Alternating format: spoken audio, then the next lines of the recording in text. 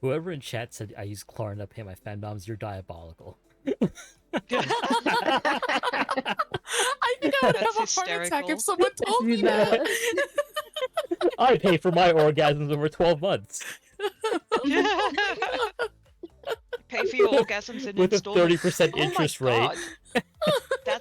That's just given me an idea. Like, pay for your orgasm in installments. You could pay me over the course of a month, and you're only allowed ruined orgasms until you've like met your goal. The I cock sort of cage do that. doesn't Good come one. off until you pay it off. Yeah. The cock cage stays on. Only $6.99 a month for 48 months, baby.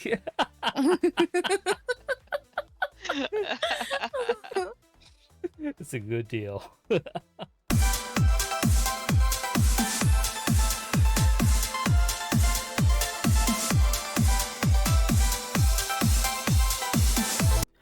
Welcome into this episode of the Death's Podcast. I'm your host, Atramentum _X streamer and LewDtuber.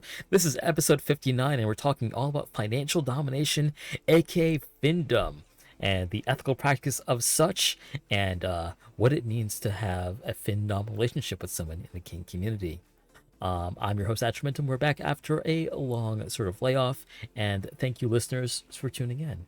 With me, as always, is my co-host, LadyMystiq. Mystique, say hi. Hey everyone. For a half a second there, your model popped, but no words came out, and I got very concerned. I'm like, is it broken again? Is it broken again? Tell Is it broken? Can you hear me? Tell the listeners a bit about yourself. Hey everyone, I'm LadyMystiq, variety streamer and LewDtuber. I do have a Twitch account, and I stream there every so often. I'm planning to stream there a bit more in the coming months. And I am also over on Fansly, where I specialize in femdom content with some findom thrown in. So I'm excited to talk about this topic. I've been looking forward to it. And can you tell the listeners a bit about your background in the world of sexology and sex work? Oh, yes. Many, many years ago, back when the dinosaurs were young, I went to university to become a sexologist. I am not a qualified sexologist. I do not have a master's degree, but I have some background in sexology, and I like to keep my hand in by sort of keeping up to date as much as I can. So I'll be offering some insights from that perspective, but obviously I am not a practicing sexologist, so please don't, take whatever is useful to you and discard the rest. This is not in any way a clinical opinion. Right. We are all amateurs here, but we can offer you our experiences as content creators. Okay, joining us today are an illustrious panel of fellow LewDtubers who all are part of the Findom community, and we're going to go ahead and go one by one and introduce them. Starting with returning to the podcast is GoddessReverie. Reverie, tell us a bit about yourself. Hi, everybody. I am GoddessReverie. I create femdom content, mostly gentle/softdom content. I am also a variety streamer on Twitch. I stream on Fansly and some other websites, and I also create femdom content on. It's still under the Reverie brand, but it's actually separate from like my main pages. So I'm actually super excited to talk about Findom because I've recently kind of taken it more serious, kind of separated it out because of my opinions on the space. So I'm interested to share them. Interesting. I definitely want to delve into that in a bit. Thanks, Rev.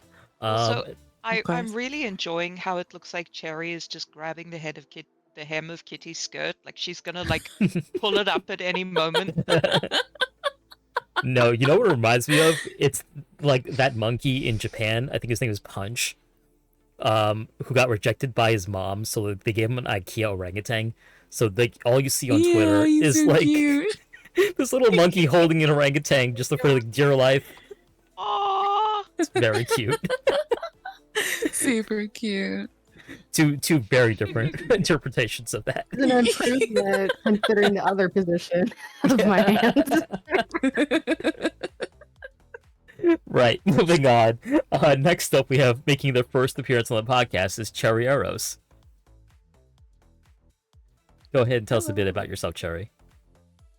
I do the spicy content on the blue side, and I've always done kink and, you know, BDSM oriented type stuff like that. I'm a switch, so I do both, but I am a pro femdom. Yeah, and I'm excited to be on the podcast. I'm not sure what else I should say. Welcome in, Kitty. I'm barely on Twitch. Cherry is a new to Twitch, new to this platform. Go ahead and make sure you give them a follow over at CherryErosXoxo. They're also simul streaming tonight, so go ahead and go check them out. And last but not least is Kitty-chan. Kitty-chan, tell us a bit about yourself. Of course. Hey guys, my name's Kitty. I specialize in femdom content, especially on the blue site. I have more of a softer approach to it. I can get cruel, but on that site, it's normally pretty soft. On my other sites, I think it's been 2 years or more that I've been kind of like doing findom on the side. So it's really nice. I have like different avenues to kind of like separate my personalities almost. Like, but yeah, I enjoy it. So Interesting. We're going to talk a bit about why you guys have chosen to separate your identities, so to speak, or why you haven't chosen to separate your identities, so to speak. But before we get into that, just some housekeeping here, chat. If you have any questions for our panelists, you can put them into chat, but keep them relevant to the topic at hand, which is Findom. You can put them in chat, or if you're feeling a little bashful, you want advice, but you don't want to like put your name to it, go ahead and use the marshmallow link up top to ask it anonymously. I'll get a notification, I'll vet it, and then we'll put it up on stream to go over. And Mystique and I will facilitate accordingly. The Depths is an unstructured podcast, so our guests can call at any time they wish to answer a question. I won't be calling on them. Yeah, so let's go into our prepared questions. And again, if you have any questions for our panelists, go ahead and ask them in chat. So the first question I have for you all is actually, let's go right into that. Why did you choose to separate your current LewDtuber or sex worker identity from your Findom identity? Or if you haven't, why did you choose to keep them together? Or did the thought not occur to you? I guess I'll go first. So almost all of the content I've been creating for the past couple of years has focused mostly on, soft dom, like JOI content, like cozy, mommy dom sort of content. But I was starting to accumulate quite a few people who was interested in me providing, Findom services. And I felt compelled to kind of, I have professional dominatrix experience, but I didn't like during dungeon play ever play with Findom specifically. Mm-hmm. So I wanted to kind of make sure that any spin of that particular lifestyle, I was still staying true to the GoddessReverie brand, so to speak. I wanted it to kind of still feel like me, sound like me. I didn't want to use terminology that didn't feel true to what I would say. And after kind of diving into it, I didn't kind of want to muddle my current Fansly subscription offerings with also Findom, because the way that I handle, the like the date experiences and DM permissions and all of that is a very different tone than what is offered with Findom, because it is, at least for me in the way that I have presented it for myself, it is more of there is not really an exchange. The exchange is that you you give me money. That's the exchange. You know, I'm not required to, under a subscription, give you anything back. Whereas the stuff on my main page is like, you're getting a subscription, but you also get access to any parties that I throw, or you get access to dates, or you get access to DM permissions. You know, it's more of an exchange. And I wanted to be extremely clear that if you're on this page looking for specifically Findom content, there is no exchange. It is a completely different dynamic. It's a completely different feel. You're having access to a completely different kink and lifestyle. And I wanted to make sure that everything I curate there speaks to that and it doesn't get muddied with all the other stuff I do. Incredibly well put. Thank you. Yeah, Very I interesting. realized that I deviated from my initial plan. I was gonna ask LadyMystiq for a definition of Findom before I went into that question, but I think you kind of touched on it a little bit there, Rev. But before we hear from the other panelists, why don't we get that definition from LadyMystiq? Okie doke. So, Findom stands for Financial Domination. It is a power exchange that is based around a financial exchange where the submissive, sometimes called a pay pig or a money pig. I have one that I call my money possum because he's a very nice man and I don't want to call him a pig. Where they give you money under certain circumstances or within a specific scene or agreed dynamic, and either they get something in return for that or they don't. The enjoyment of Findom comes from giving up resources, sacrificing resources, and sometimes even going through some kind of self-imposed hardship, because obviously you're giving your resources to someone else. And that is why it can be such a controversial thing, because you are dealing with someone's livelihood and their ability to like provide for themselves. So that needs to be very carefully managed in order to be done safely and ethically, which I think unfortunately a lot of people try to be like lazy Findoms, where they just like go online and go like, fuck you, give me money, and that's like the extent of their like effort in the transaction. And it can give Findom a bad name. Also, people who are very unethical and take advantage of sub frenzy in order to get people to give way more than they are capable of giving. So we're gonna sort of discuss. Yeah, that, we will but get into that in a bit. that's the basics of what Findom is. Yeah.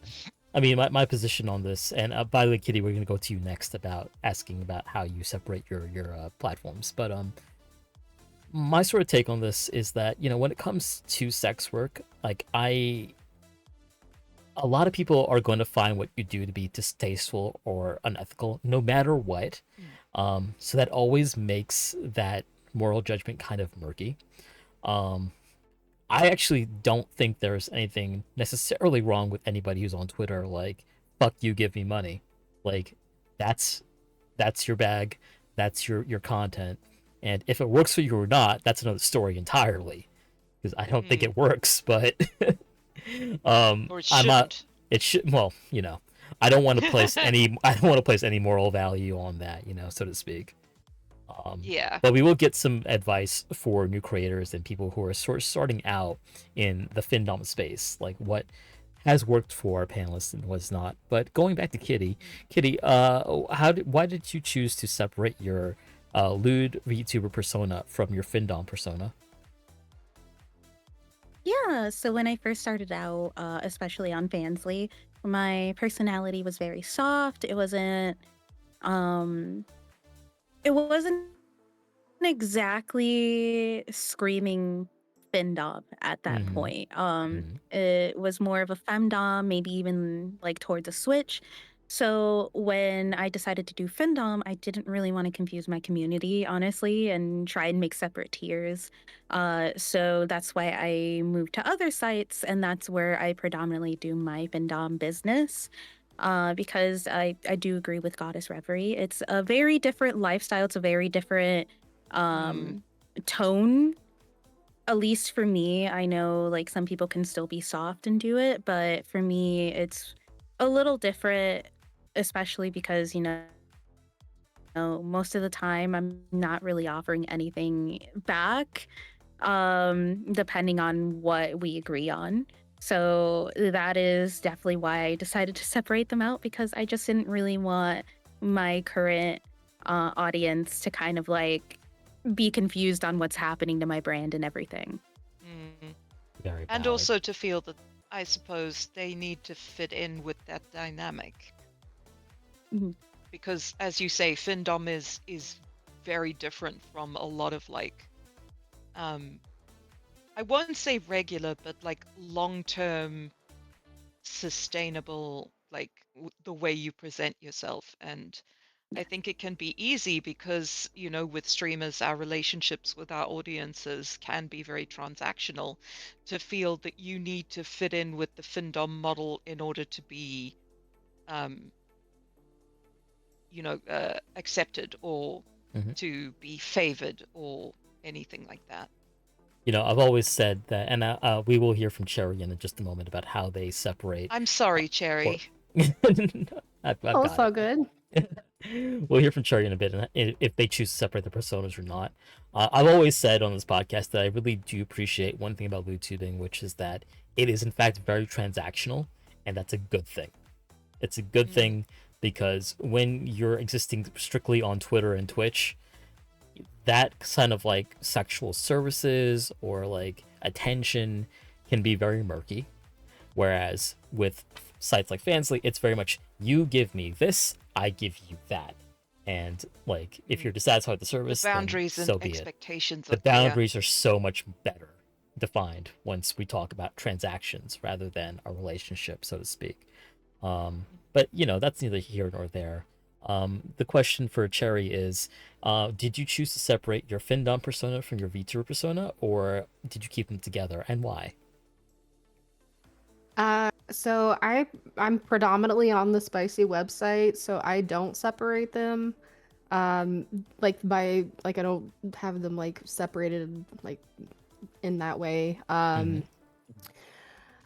Basically, like I'm a BDSM lifestyler, IRL and online. So everybody Same. knows that I do kink content. I'm a switch. I was heavily known for being a femdom for a long time, but I was like, hey, I am a switch because like all the e-boys were scared of me. So I had to change my marketing to be like, hey, I won't eat you. I mean, maybe. I mean, but, I'm nice too. So like I lean towards more of femdom in general when I have those people approach me for that. But I have had a good amount of fin clients. And I mean, I understand why people separate it because there is that stereotype that you have to be like, F you, pay me. Like, you have to have like this, I would call it like the really harsh, like baddie persona. And there's nothing wrong with that because it's like, Absolutely. it's your aura, right? Like Right. you're getting out there, you're trying to like get a certain vibe. Like, I mean, Megan Thee Stallion, she has that vibe. Cardi, like it's like that persona of like, I don't need you, like pay me though. Yeah, I'm so that it bitch, doesn't basically. work for everybody. Yeah, like a bad bitch. It doesn't work for everybody though. So I try to put out like, hey, I do femdom. People know me for that. If you want to do fin stuff, come to me and we'll discuss it because I'm very, very selective about who I take on because finsubs are different breed of sub. Yeah. They have a lot of I would say they're a high need sub, like a high needy sub. Like they have very specific things that they want and some of the questions that you're asked later. So I'll elaborate on that. But yeah. Basically they're just a whole different breed of sub and you have to really control them because like the money is the forefront of the relationship. So Mm. it makes it really tricky. I agree And that it's kind of hard to, how do you maneuver with that? Some people really heavily lean into that. I'm a bad bitch. Pay me. I don't need to do nothing. I don't need to be nice to you. I don't even need to respond to you. Like, I'll block you even if you pay me like an insane amount of money. And for some people, I think that that might work. Some people want that fantasy. A lot of people, they don't want that fantasy though. They actually want somebody who's kind of nice to them, who kind of pays attention to them. So Right. yeah, Money equals exactly. attention. Yeah. it's a fine line, because it if you lean too hard in that really like harsh bad bitch persona, you are going to turn off a lot of clients who are kind of in the middle, or who maybe are like, maybe I could be a finsub someday, but like I'm scared. Like I don't have the money. It's Like I have intimidating.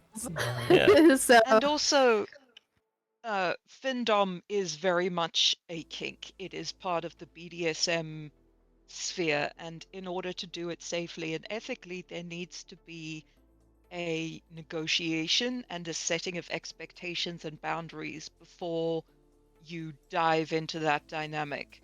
So whether you do that with like putting up extensive, putting up your terms and conditions and exactly what people can expect, or whether it's like a one-on-one setting of expectations, that negotiation and the establishment of informed consent is Mm-hmm. essential. very true. Yeah. They, like I said, the finsubs, they have their own special thing, because some people are like, I want you to bankrupt me. I want you to ruin me. They don't mean Yeah. it. Yeah. Yeah. After they, get what they're released, they regret. So you have to really Yeah. be careful. That's what I They get a mean. DocuSign in their Sub-frenzy. email, like, can you co-sign this loan with me? Yeah. Like sub-frenzy is a thing, and it can lead subs, and dom frenzy is also is also a thing. Mm-hmm. But it can lead people to go much further in the heat of the moment than they would do with a cool head. And in order to do kink ethically, particularly as a service provider rather than as someone in a relationship, you need to be aware of and manage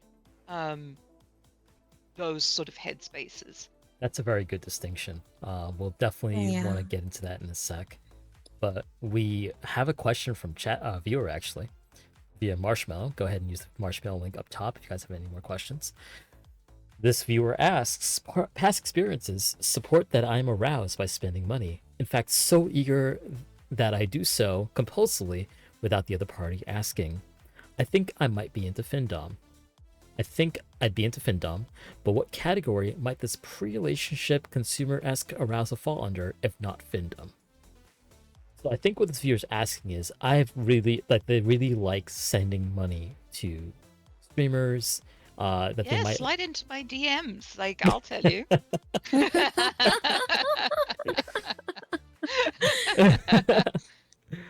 Well, you're probably a whale, is what I'm guessing based on this. And whaling is a thing.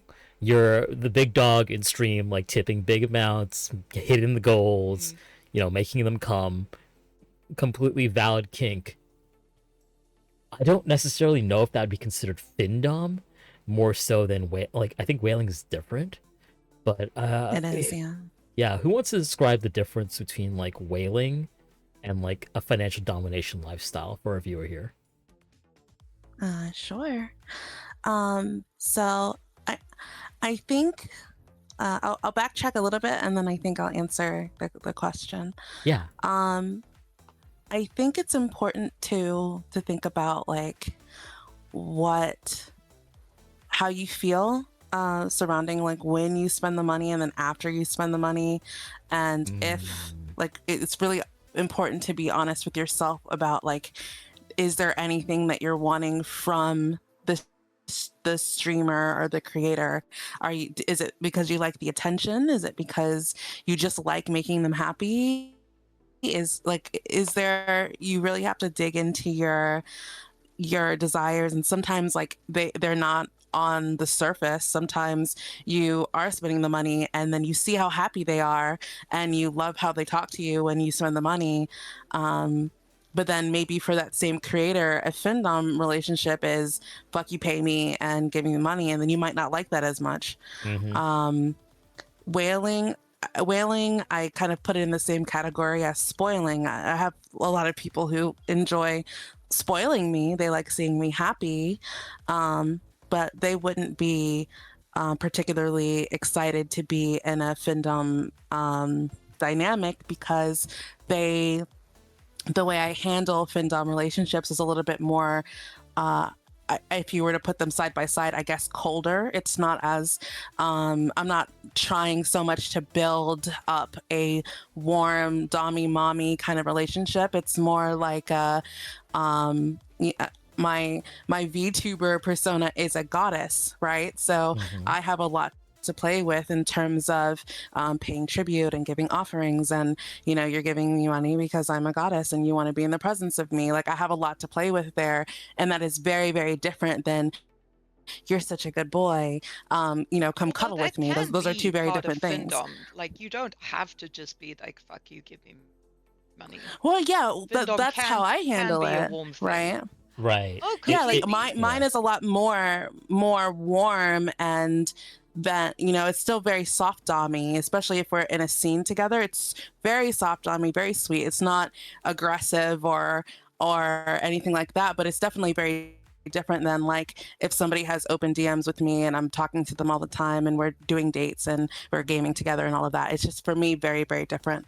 So a relationship with that person, if it were Findom, you have to think about, like, if it were potentially not the same as it feels right now, would you still feel the same way about spending the money? Great point. And it's okay to want to like spoil them, but you might not want to be in a Findom kind of dynamic with them. Can I chime in? Yeah, absolutely. No. Yeah, Just so sit there. I definitely agree. I think like it's kind of about the flavor of it. There's people who are gift givers. That is their, if you want to go into it, like a love language. They get excited about giving you a present. And for some people, that might be more so like you're giving someone that you really admire like a gift. You're like, oh, she's my princess. Like, I give her, money or whatever. I spoil her. For other people, for femdom, it's not always guaranteed, but I do feel like the kink has a lot of degradation, and it's very power centric on the money part. Yes. So it's like, all I am, like a lot of finsubs, they want it to be like, they want you to say to them, all you are to me is a wallet. But ATM, yeah. yes. But in reality, a lot of them still want you to like have a friendship with them or be polite and respectful out of scenes. Now, some of them do not. They want to live that fantasy 24/7 when they're, when they're messaging you, when they're talking to you and stuff like that. So I think it's like, it's more so about like, when you give people money, what is exciting about it for you? Like, are you aroused because they get excited and they get happy and they say, oh my God, thank you. Like, if you give someone like a physical present, they unwrap it and you're like, oh my God, like, this is amazing. Or are you getting excited about the fact that you don't have that $50 anymore? You don't have that $100 anymore. Is that exciting you with, oh, my budget's a little tighter this month. Maybe I'll skip Netflix this month so I can give like this beautiful woman on the internet, extra money. Like, some people enjoy that part of it. They enjoy the sacrifice part of it. Yes. They enjoy not having something for themselves and giving it to someone else. I think that's more so. And like, whaling is like the excitement, the dopamine hit of like, I just gave somebody a present and then they're so excited and now they're giving me like acknowledgement and like their chat and their stream and they're giving me attention and maybe all of the like, if they're getting like a reward for it, like directly, Exactly. So Findom is like, the reward is giving the money, right? So it sounds exactly. The enjoyment of like Findom versus whaling is coming from yourself or the reaction of the other person. Like, are you enjoying it because you are giving up a resource, or you are sacrificing, or you are in the position of being the giver, or are you enjoying it because the other person is super happy? I'm not repackaging what Cherry said. Or I'm not presenting it like it's my own idea. This is what Cherry has said. I am repeating it. I am not trying to mansplain what Cherry Nah, said. it's all That's good. my job. I think it's great to, discuss reiterate stuff. Yeah, so I'm not trying to like repackage what you said. I'm trying to like It wouldn't be a explain from podcast my without own. Mystique over-explaining politely. Yes, I'm extremely She's British. adorable. She can do no wrong in my book. No. No, but incredibly well put by our panel. This is a very commonly misunderstood like distinction between whaling and Findom. Findom being more of a kink lifestyle, more than anything else, based on like humiliation and deprivation, and it doesn't necessarily have to be a negative thing, as Mystique will allude to, I'm sure, at some point when she talks about her money possum. But it definitely is different from whaling, so to speak. Yeah. Yeah, it depends on like where that enjoyment comes from more than anything. And I know a lot of I love giving gifts to Yeah. people. I'm like a huge gift giver to my friends, to my family. But I'm the dom around here. You're not gonna bendom me. You know, like Yeah. it's not the same thing for me, you know. So you really have to get in tune with where that enjoyment comes from, and if it's because you're just making them happy, I mean that could also be part of Findom. I know a lot of people who are extremely happy to give me their money, but the dynamic is very different.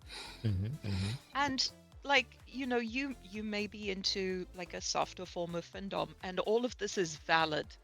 Like, nobody is saying that you are not like a finsub because you derive enjoyment from like getting a reaction versus just being like reduced to being a wallet or an ATM. This is helping you to explore your own experience It's of this all kink. dopamine, baby. All dopamine. Mm-hmm. There's different ways of getting it. Exactly. Yeah. Kitty, I remember. Also, I know you mentioned that you do separate your personas because they're two very distinct things to you. Your Findom side versus your streaming side, and like I've watched you stream actually because we streamed together a couple of times. In your mind, how is the dynamic different when folks wail on you versus when they give money to your Findom persona? Yeah, so when a lot of people wail on me, I think it's more of they want to see me happy. There isn't really like I wouldn't say that a lot of them get like any sort of like sexual feeling from it. It's not something that they do for that. Versus a lot of the subs I get, they actually get like pleasure from it. They're like, oh my god, you're taking something from me, you deserve it, type of thing. It is a very different feeling, and a very different exchange for me. So that's kind of like why I have separated them. I'm not saying that I'm like super cruel as a Findom. I still think I'm on the softer side for Findom, but it is just a very different feeling. It is all a very different exchange, and I don't want to. I know a lot of subs kind of a lot of people are kind of different on it. If you throw in the word, "Oh, you're my pay pig" or something, if it would make them immediately uncomfortable because they're like, "I'm not that. I don't like that," you know. Yeah. So like, I'm not a pig. Don't. yeah, It's why I call my money possum my money possum. And like, he has listened to the podcast. He knows I refer to him as such. Like, Hey there, Mr. Money Possum. Thank you for being a generous just money doing that. possum. A lot of porn and kink is a safely contained experience of otherwise problematic behavior. So I think that a lot of people perhaps don't understand that there is a distinction. A lot of this behavior, if it was just done without any kind of negotiation or consent, would be extremely problematic. So, like, do understand that we are engaging with this in a way that is safe and ethical as far as we are able. This isn't just us going up to random people and being like, fuck you, give me money, or whatever the case is. Again, if you do this, that's fine also. Just putting it out there. Your results may vary. That's just the only thing I'll say on that. Yeah, but what I'm saying is we're not in like an abusive situation where we're just demanding money from an intimate partner or from someone and well, treating them like a wallet, as a opposed bone to person. being in a kink relationship where it is specifically they are there for that dynamic, you know? Mm-hmm. Absolutely. Crazy Killer in chat, great name by the way, says, I don't know what they call it whaling, because in my opinion, like me, being a sugar daddy, I just want to make him happy with no sexual gratification. You know, honestly, you don't even need sexual gratification to get that dopamine, so to speak. Mm-hmm. So you're totally valid for that. So I am unwell and very tired, so I will be over-explaining things. I'm very sorry. Oh, And feel also better British. soon. And I'm very British. It's okay. But I love yappers. on the topic of spending, though, let's go to our list of prepared questions. And the first question is, how can you tell if a client is spending more than their means on you, like more than they can afford to spend? To what extent do you think creators have an obligation to manage and quote unquote check in with a client, if at all? Well, if I could go first. Absolutely. Yeah, go. Yeah. So, the like Cherry said earlier, finsubs are very different, and you have to definitely like screen them very nicely. So that's kind of what I do. I have kind of like a screening process. I ask a lot of questions. So I'm like, hey, like, they're personal normally. It's like, hey, what do you do for work? How much do you normally earn? I go into like what their financials are. And in some of these cases, I also find out like if they have any debt or anything that they need to take care of personal wise before giving to me. And while we're doing that, we actually come up with a budget, whether it's per week or per month. And I hard set that budget at the beginning of our relationship because I never want it to be an issue. And I also check in with them at least twice a month to be like, hey, how are you doing? Has anything changed? Do you have more debt? Did something happen in real life that I need to know about that might affect your financials? So I think there is only so much as a creator that you can do for any of your subs. And I think it's important to kind of just like go over a budget, go over what's going on. Like, yes, you can have a mean girl persona, but I think it's definitely good and ethical to still check in with them and still treat them as a human being, because at the end of the day, that they're your sub, they're under your care. I don't want, anything dangerous to actually happen to them. I will say And this because doing I'm due not. diligence protects yourself as well. Yes, absolutely. I will say this because I'm not a Findom by any means, but I am a live streamer and I do take tips on the blue site. Mistress It makes me feel horrible when someone has donated a lot to me, and then I see them on Twitter being like, "Oh, I can't make rent this month," and I'm like, "Oh, I fuck." know. That's the worst feeling for me. I have sent people their tips right back. I'm like, I'm not even gonna Me tell you too, why I'm yeah. doing this. I'm sending it right back to you. Yeah, Because I don't go as like. Oh, go ahead. No, Sorry. go ahead, Ref. Go ahead, Ref. I was gonna say I don't go as deeply as like as Kitty does, but I do make sure to discuss. We kind of set a budget that is a soft limit, and then we set a budget that's like hard limit, right? So some people like to be pushed a little bit, right? And I do talk to them about like, okay, I want to make sure that this is comfortable. I don't want you like eating ramen once a day to be able to do that. That makes me very uncomfortable because the very first thing for me, a sub is a sub, whether you're a fin sub or otherwise. So, you know, taking care of your health is really important to me, making sure that you're eating and drinking properly and you're mentally okay. And, you know, money sometimes is very much a part of that for people who don't just have tons of money to spend.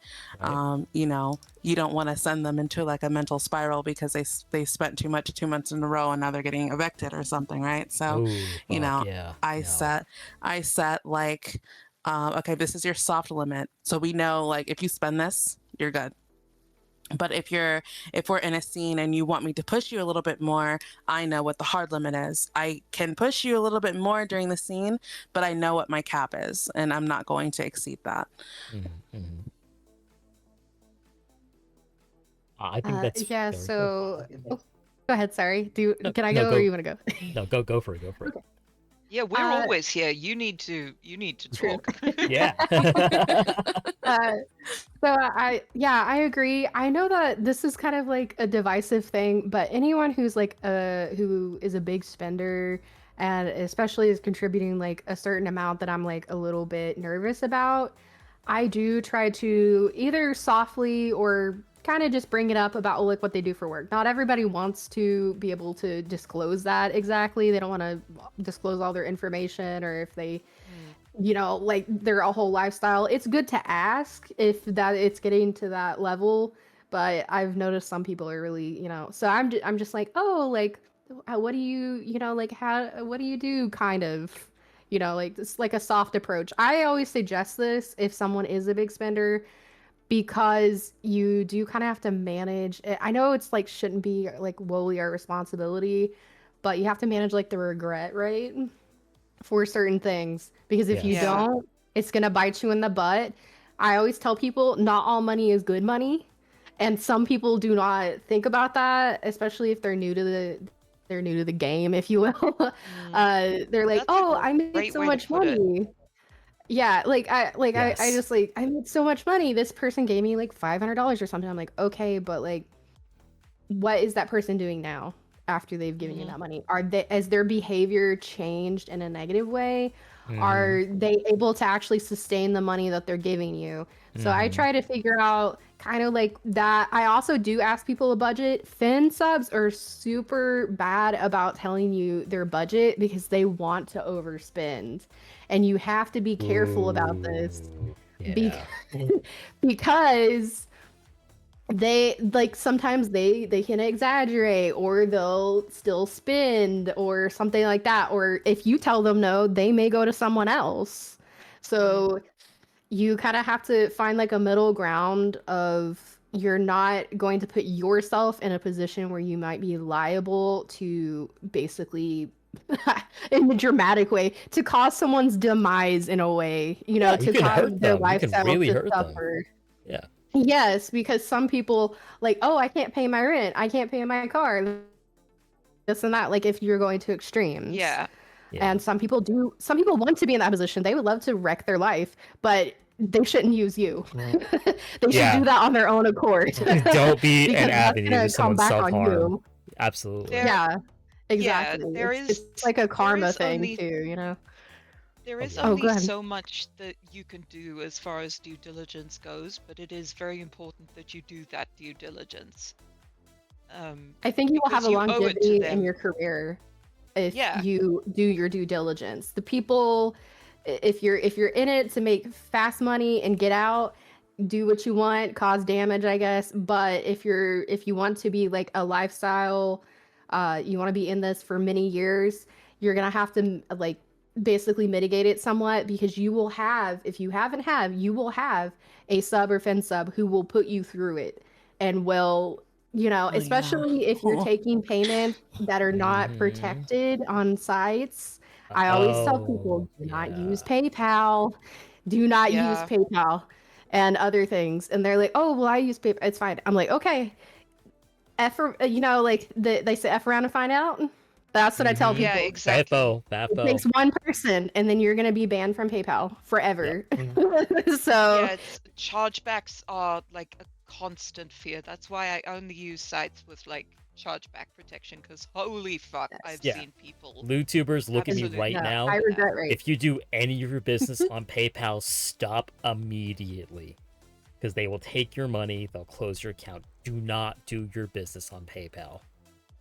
No, do not do spicy. You have to check the TOS, and be careful if you're using other things like apps that, you can get money on. Be careful with that. Make sure they can't get your info. Make sure, they can't charge you back and everything. Because some people are like, oh, this, like and unfortunately in the industry, people get a lot of blinders when you start getting that money, and it just makes you go, like, ooh, money. But it's like you have to, like, you kind of have to follow the trail a little bit Yeah. and make sure the source that you're getting it from is not going to bite you and bite you back, because they want something from you when they're giving you that money, regardless if it's usually your attention. A lot of finsubs want a lot of attention. That is what they crave. And some of them want to be ignored, but they want to be ignored in a way that they're still getting attention. Right. So you kind of have to figure that out. Not Yeah, ghosted. like pointedly Like, I'm gonna ignore you, but I see you there. I know, I acknowledge you. I'm just ignoring you. So, all kinds of Capo is dynamics. crazy. versus just like not being there. But I do agree that, like, I think you can do whatever you want, because ultimately these are adults. They made their own decision. They go out to the blue site of their own accord or any other site and give you money.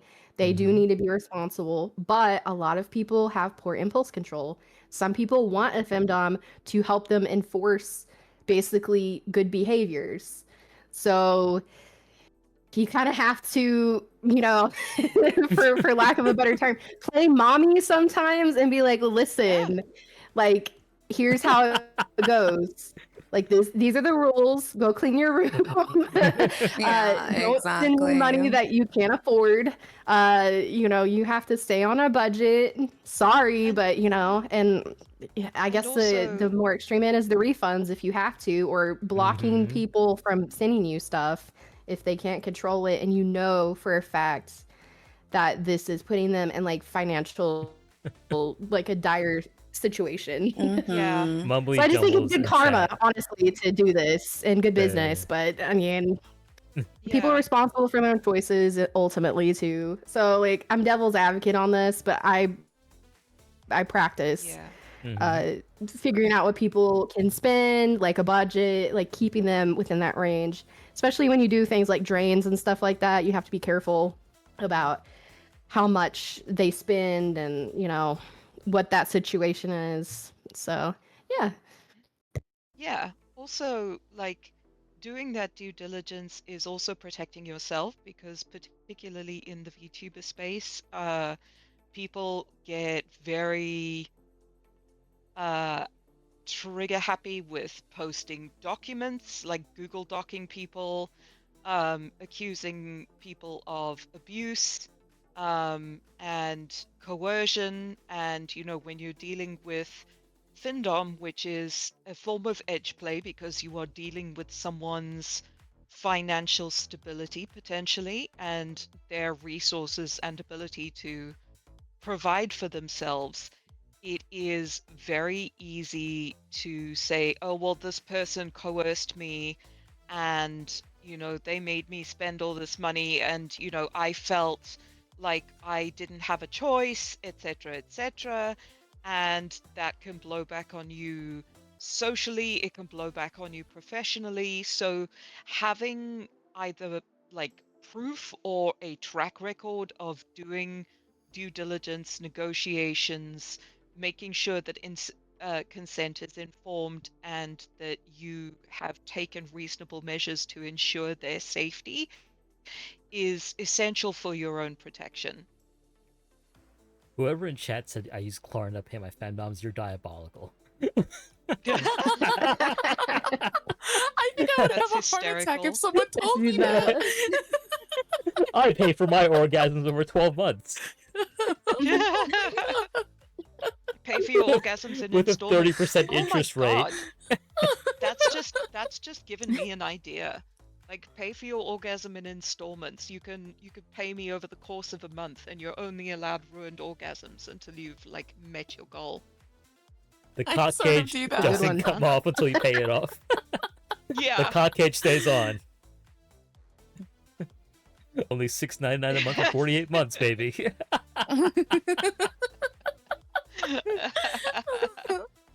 It's a good deal. That's So funny. Well, speaking of obligations, I was very curious about this question that I've got here, because this has been a hot topic of late for a lot of YouTubers and like sex workers that I know. So recently, many creators have voiced concerns about the increasing expectation that OnlyFans and fans creators are expected to be available 24/7 or answer subs very quickly. Some have even turned to AI chatbots or managers to respond to their clients. Have you ever encountered a situation where someone's support came with obligations or expectations that were simply too high? How do you juggle multiple finsubs? Oh, that's like my eternal problem. I am extraordinarily friendly and sweet and warm with my community and the people who subscribe to me and anybody I call my personal subs or whoever. I'm just like really warm and friendly. And this can cause, just because of my personality, a lot of people who just want constant attention. So what ends up happening is they subscribe to a tier that has DM permissions. I am an extraordinarily busy person. Asher knows that super well. I'm Absolutely. all over the place. I'm like doing cons and I stream and I'm just like doing 1,000 things. And so, and I'm also DMing multiple people because I have multiple subscribers. And then I also have a life outside of being GoddessReverie all the time, right? So, like sleeping and eating, so it's just simply not possible for me. And I try to set this expectation, or I'm trying to more so now because I didn't before. And that was a mistake, that I cannot immediately answer you. I might be in a meeting. I might be sleeping. I might be tending to someone else. I might be at a date. I might be getting ready for stream. You have no idea because I have so many things I'm doing. I cannot answer you right away. And if you are in need of someone who can attend to you 24/7, I'm just not that person. I'm not capable physically to do that for you. But I do promise that I will answer at least once a day and engage with them. But it's not going to be if you message me at 4 a.m. and I'm dead asleep that I'm going to magically wake up and then answer your messages. I can't. And I think it's something that, especially as a YouTuber with a model, it's really easy for people to forget that you're a person. Yes. That you have family and that you have friends and you have, your own health and mental health concerns, and you have, to some people work. And I commend all the people who work full-time jobs and also YouTube. I could not imagine having to do both. Yes, handshake to you, good sir. Okay, because I would pass away. Andrew is crazy with the amount of stamina he has, because he does like a full day of work and then comes home and then like will stream for 5 hours, and I'm just like, how are you even still alive? Oh no, jerking my dick for money after work. Oh, how horrible. He's just getting paid. Fair. It's like that South Park episode where like Stan does OnlyFans. Like, I masturbate twice a week for free anyway. I commend you, because like I would pass away, but like I have to explain more than I would like to that no, I'm sorry, I haven't answered you for 2 hours because I was driving because I have to do that sometimes. So I think it's just something that, because they don't see you and they see your model, and they just think that you're always on and ready to talk. to them. I don't believe in, personally, for myself and my brand and just the way I handle things, I don't want my managers answering stuff. I don't want AI answering things for me. Oh God, I yeah. like to be the one to be in control of all of that. So because I'm quote unquote sacrificing the help, you're gonna have to wait a little bit longer to get to talk to me. You get a higher And quality of service. Mhm. right, and I think so. So I think that it is a problem. It's a huge problem. I see so many people um not really complain about it, but I would say suffer from it, because it affects my mental health negatively, because then I kind of feel like I'm failing that person because they're unhappy, but then I'm like, Right. I have to be reasonable with myself because I can't be there. I wish I could, but I can't be there for them 24/7. And I've lost subscribers who are like, well, you didn't answer. I've literally had someone say, you didn't answer my message within 30 minutes over the weekend, so I'm canceling my subscription. And I was like, bye. I don't know what to tell you. Yeah, Yeah. no, I I just mean, couldn't do it. good on you. Like, There good on is- you for there is- resisting that pressure to be always on. Because people see that pressure and they're like, okay, well, I'm just gonna be a manager. I'm gonna get an AI bot. And then this person is like talking to some guy in like a third world country instead of you. And it's violating Yeah. his consent. And it's scummy. Mm. Like, I'm very non-judgmental when it comes to most sex work things, but that's the one line I draw. Like, please don't Yeah. like let people think they're talking to you, but they're talking to some guy. Like, no. Someone don't got like- mad I don't that you like took that. a nap, Kitty? Oh yeah, I've had that happen too. It's Oh horrible. my god. So Oh, tell us more. Tell us more. So there was this new guy who wanted to be my sub. We were talking about like what that would mean, what my schedule is like, and I'm very honest and open with my subs if they really want to get into that dynamic with me, that I am a full-time college student. And sometimes if I'm not working part-time, maybe it's full-time. I'm not working currently, but it was like that the past like year or so. And that I also do safe for work content. So I'm probably streaming, and then on top of that, NSFW content. So I had told them, I'm like, yeah, I do a lot. I was like, hey, we can pick up this conversation later. I'm gonna go to bed. And they're like, yeah, that's fine. I would really like to, give you like a tribute and all of this. And he was like talking a big game, and it was like not even 30 minutes later, while I'm literally napping, and he had said, wow, I don't think I can do this. I really just want to talk to you like basically every second of the day. I hate it here. And then That's like so literally unhealthy. left. And I was like, I am not someone that you know in real life. I am not your significant other, and you should not treat your significant other as so. Exactly. Yeah. So it was very weird, and like it was obviously the one of many, but it was one where it was just so instant, and I'm like, bro, I went down for a nap. It was less than 2 hours. Yeah, that's so unhealthy though. Like, can you imagine being so like needy for attention that you need a specific like semi-fictitious woman to be like Mhm. you need to talk to them at all times, otherwise Oh, you're yeah. in like Mhm. quite significant mental discomfort. Yes. Like, wow, that's crazy. But when I feel that way, I just find someone else who's live right now. When I Yeah. remember I caught COVID pretty horribly. Like this was like one of those 2 week situations where it just like doesn't go away ever, and you feel Right. like you're dying. So that weekend was told everyone like, for these next 2 days, I can't. I cannot Mm. breathe. I need to be horizontal in my bed. And it happened to be on the first day that I was taking my break. I had a new subscriber. So it was the very first day they subscribed to me. And then I answered them. I let them know that I was sick, but that I would give them an extra day, or I would give them an extra 2 days back when I come back on the Monday. So they were like, "Oh, feel better soon."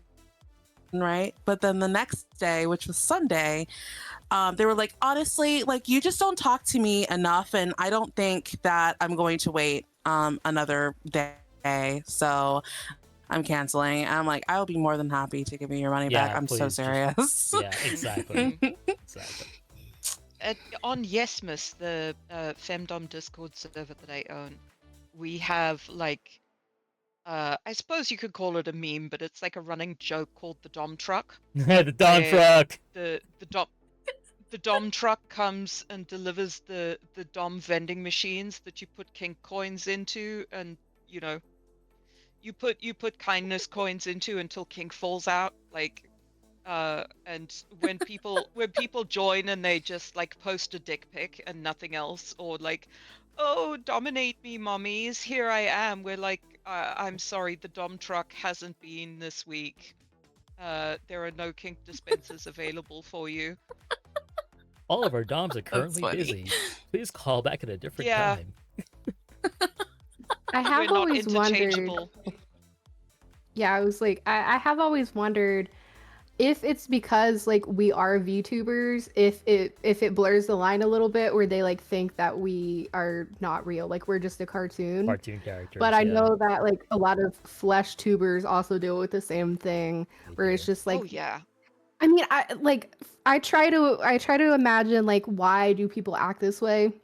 Because it becomes so excessive. It's like I've had people text me for like 15 hours straight and want me to respond immediately, and then when I don't, they double text me like 5 times, like paragraphs, and I'm like, oh my god, like I am so busy right now. And the one boundary for me is when people do it during stream, because they know that I'm streaming and they're often like in the chat and they're doing it. I'm like, dude, you need to calm down. No, like this is very rude. Like I'm working right now. Like we could talk later. But I have always wondered, and I'm like, I try to imagine it from their perspective, why they behave this way. And they're just like, beautiful woman, attention, please, please. And like, they're probably not going to get that for free. So then they're paying you, and then they have this really high expectation that you're gonna just hone in on them and give them all of that attention that they need. Like, you're going to play their girlfriend. You're not playing the internet. You're playing their girlfriend in their mind. And then they become just like really attached and too like hyper focused on you as a person. Yeah. I think it's just like, I try to tell people, I'm like, this is not healthy. Like, you go for a walk. like you need to break, because like, if it's stressing you out and makes you feel like you have to be glued to your phone or your PC, that person is glued to their phone or their PC. They have your DMs open, refreshing, hoping that you answer them. And I'm like, that is not well behavior. That is volatile. That's what they are like, oh, I want a refund. And I'm like, okay, well, you spent your money, so you're an adult. Like, you got the services that you wanted. You just want way more than what you've paid for. Because I can guarantee you, most people, unless they're paying like an insane amount, I'm talking like thousands of dollars, they are not entitled for you to respond to them like an AI chatbot. Yeah, guys, so you gotta like, be paying like your YouTuber a living wage if you want them to respond on the clock. Yeah. At least $15 an hour. You need to pay them a crazy amount, because you're requiring them to basically be like your personal assistant or your or your girlfriend at that point. Yeah. And even then, an actual girlfriend would not respond to you like in that kind of like way either. Like, exactly. Talk round the clock. Like, it's gone at that point, and I have seen it happen. Like, it's gone from sort of power exchange to an addiction. And it absolutely, you're right, it is not healthy, because holy fuck, that's crazy. But turning away from the clients from a bit. Actually, finish your thought. Yeah. I was gonna say those kind of clients, they end up being the ones that you just can't keep because if you give them what they want, then they want something else. Then they just start like violating all of your boundaries. Like I had this client Yes. last year for a thing that I did, a promo, and he drove me insane. And at the end of it, he was like, "Thank you so much. I wasn't lonely for like the last 2 or 3 weeks." And I was like, "I know, because you were up my ass. You were breathing down my neck for 10 hours a day." I was like, "I don't even want to do this promotion ever again," because like I didn't say this to him, but I was like, "I don't want to do this because of him." Because of the stress. Yeah, Like, you held up your That end is of the so bargain, real. but oh my god. yeah, we can't just be constantly like texting to like we all of us are like we have IRL stuff, IRL like obligations. We have our work that we do online, like we're organizing things, we're editing, we're doing all this stuff. Even if like someone has a manager, the manager is probably not doing everything, and you're like you would have to be quite a high earner to have someone manage all of your things, do all of your stuff, and then you only perform. Like that's not the reality for most of us. We're doing a lot of our like back end stuff, and that takes a lot of time. So like Mm-hmm. I try to think of it like, you know how like when you go to college, like you go to class for like 2 hours, but you have like 5 to 10 hours of homework. Like that's like And you're actually going to assignments school and for like 40 to 60 hours a week, but you're only going to class for like 10 to 20 hours or something like that. That's how it is for this. Like we're Mhm. on stream for 2 hours, 3 hours, but you don't see all of the other work and all of the scheduling that went behind that. And like all of the other stuff. So it's like I try to tell people that because that person was like, "Oh, you seem so busy and everything." I was like, "I am busy. Like I'm giving you so much. Like I'm giving you exactly what you paid for, and you're abusing the fuck out of this situation." Like I cannot Yeah. be. Do you like at that point? I'm like, I think you maybe need an AI girlfriend. Like you don't want yeah, a human. You want an AI girlfriend.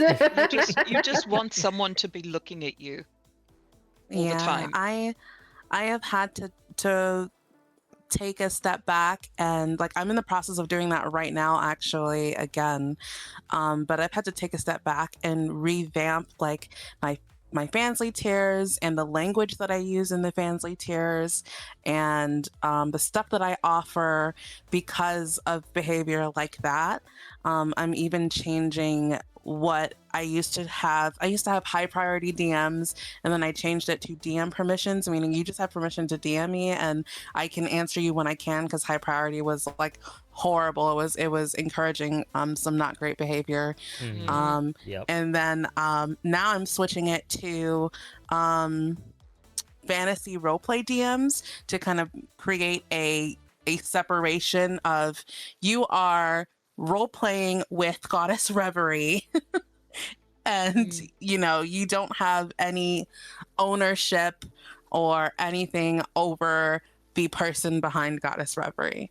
And I'm having to create those boundaries and kind of make things a little bit more expensive and make a lot of changes to try to negate some of this behavior, because I have experienced a lot of that same stuff, and it's horrible. It makes, I don't know, it takes a really big toll on my mental health, because Mm. it Burn. So makes me, yeah, like it burns you out, and then it frustrates you, because you're like, God, can you not understand that I'm like a person with things to do? And then you're like, no, they really cannot understand that, and that's frustrating, so Mm.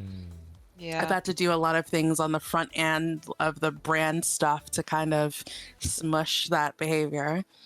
Mm. I think it's kind of different for me because I'm disabled and I'm specifically disabled with chronic fatigue syndrome.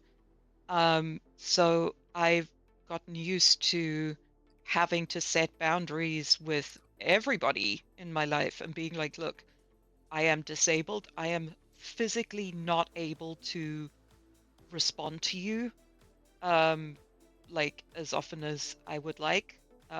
Certainly not as often as you would like potentially.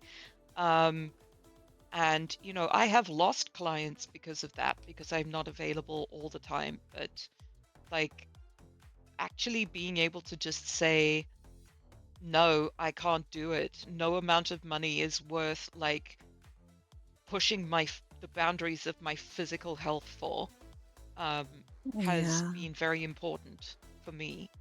And I've even had to say to people who are like very nice and want to be my friend, just outside of like BDSM and stuff, like I can't actually deal with any more friends right now. And like I would love to be friendly with you and maybe we will develop into friends, but I can't give you the time and attention that a friend deserves. And I don't think it's fair on you to like to let you have those expectations without like telling you. Yeah, it's tough because even non-LewTubers, just regular VTubers have the same issue when it comes Oh to yeah. like making friends and keeping connections and not disappointing people because everyone has different sort of levels of expectations when it comes to interacting with people. People are very lonely. It is what it is. A Yeah. question that I did want to ask our panel before moving on is what advice would you give to people who are starting off in LewTubing and encountering folks who are very possessive of their time? And like, how do you recognize that pattern and how do you sort of like enforce your boundary, in your opinion? There is other money in the world. You don't need that person's money, like at the cost of your mental health. Obviously, doing survival sex work is very different, but like if someone is Mm-hmm. making you miserable, there are there are other people who have other money. Like learn to cut people off. Be Yeah, honest with yourself definitely. when they make you uncomfortable, because when the money is good, especially, you will psych yourself out a lot and be like, oh, maybe they didn't mean it like that, or oh, maybe I'm overreacting or being too sensitive. No, if that person's making you uncomfortable, and you feel like they're trampling on your boundaries, it is a lot better to address it early and take care of it early than to let it drag on forever and ever. Yeah, Yep, exactly. I was gonna say like being. So I think a lot of people, especially early in their career, and maybe some of the things that they see, like they think having boundaries is being like a pick me, and it's like no. Once you get into this industry, you will see that you absolutely have to have boundaries. You have to have Yes. boundaries for yourself with how Yes. much you make yourself work because this is a grind. So you can grind yourself into the dust. Like I also have health issues. I also have chronic fatigue syndrome, and I can just work myself into a grind where I'm like sick and I can, basically become bedridden off of it. And Mm. I have to limit myself on that. And I don't want to explain it to everybody. I don't want to have to tell all my clients my health stuff. Mm-hmm. Sometimes they honestly just still don't care because Mm-hmm. it's a luxury service. It's a fantasy experience. I know that sounds harsh, but like that's how some people are. They're like, that's your problem. That's not mine. I paid you, blah, blah, blah. But it's also about uh like I said, all money is not good money. Learning how to differentiate between a client that you're going to be able to sustain and one that is going to wear you down. A lot of people don't realize, yeah, that person maybe, maybe they're a high spender, maybe there's that, but are they taking your attention away from the way that you consistently make money? Is this person interfering, like that person who was DMing me during my streams and stuff, they were impacting the quality of my streams. They were making it Yes. so other people were not tipping me as much because they were demanding attention in my chat and attention in my DMs. Yes. My all of my focus and that was forcing me to rely on them for that money that they were going to possibly bring me Mm. and hoping like, oh, okay, well they brought it this month, are they going to bring it next month? And that's not how people always work. There's a lot of people who will spoil you this month and then they're in someone else's room. And you can't control that. You can't control how people spend their money. So you have to kind of tell yourself like, hey, like I understand that like it's hard to say like I understand that you sent me like $300, but you're still not the number one priority in my life. Like you have to realize, like you have to like put that to yourself, because when you start in this, you're like, what? Like people are gonna give me like a crazy amount of money? Like, oh my God, like I've like a lot of people have never experienced that before they get into sex work, that someone is going to give them so much money for attention, or so much money for like the NSFW content, or acts or whatever. And you kind of get like these like binoculars where you're like, oh my God, I'm so excited, I'm getting spoiled, and like people are treating me like in a way that I really enjoy. But you have to be careful of like, when does the other shoe drop with that person? And I think that's kind of like a delicate art of like finding out how to basically like doing your screening. That is a huge part of sex work, is screening your clients. And sometimes you have to filter out the ones that you already have if they're causing a lot of problems. It's hard whenever you're like, man, that person's tip, like that really helped me be able to pay XYZ this month. But then you go, oh my God, like I'm so exhausted that I'm going to have to take a week off, or I'm going to have to take days off. Like, or they put you in such a mood that you can't bring the energy that you need to. And so that is the hardest part. And that is the key to like having longevity, is just like keeping that. Cause I think that's the number one thing is newbies.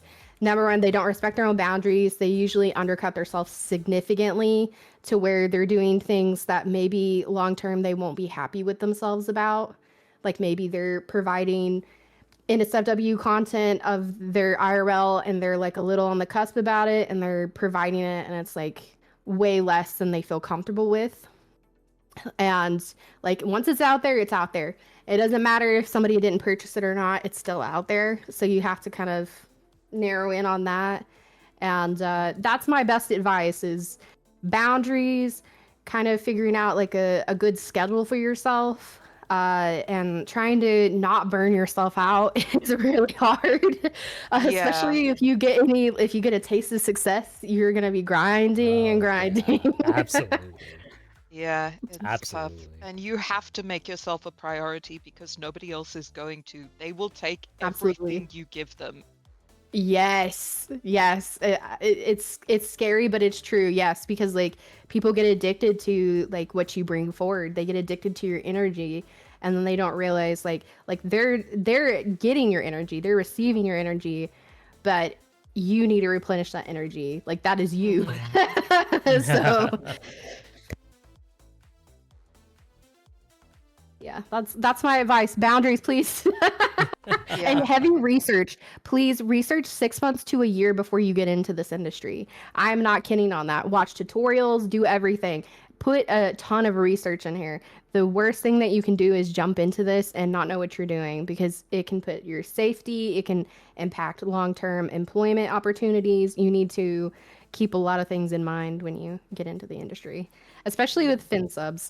Those are a whole different breed. Very well put. Let's talk a bit about relationships with finsubs. So here's a question from our prepared list of questions. And by the way, chat, thank you for being very active today. If you have any questions for our panelists, feel free to put them in the chat or use Marshmallow, which is up top, to ask it anonymously. But the question I'm loving the conversations in chat right now. Like I can see them from my lying down position, and that's it. Like, fab job, chat. Please keep it up. Absolutely. Like, really enjoying it. So the question is, some femdoms practice care for their subs in different ways. For instance, we've heard on this podcast of doms instructing subs to buy something nice for themselves. What's your interplay with your finsubs? Are they strictly giving you tribute? Are you instructing them on how they should spend their money in their day-to-day lives? I kind of treat it. Go ahead. Yeah. I kind of have different dynamics with people based on the individual. Like some people just have that money to spend, and they just want to come and get drained, and then they'll leave you alone until the next time they want to be drained, and that's fine.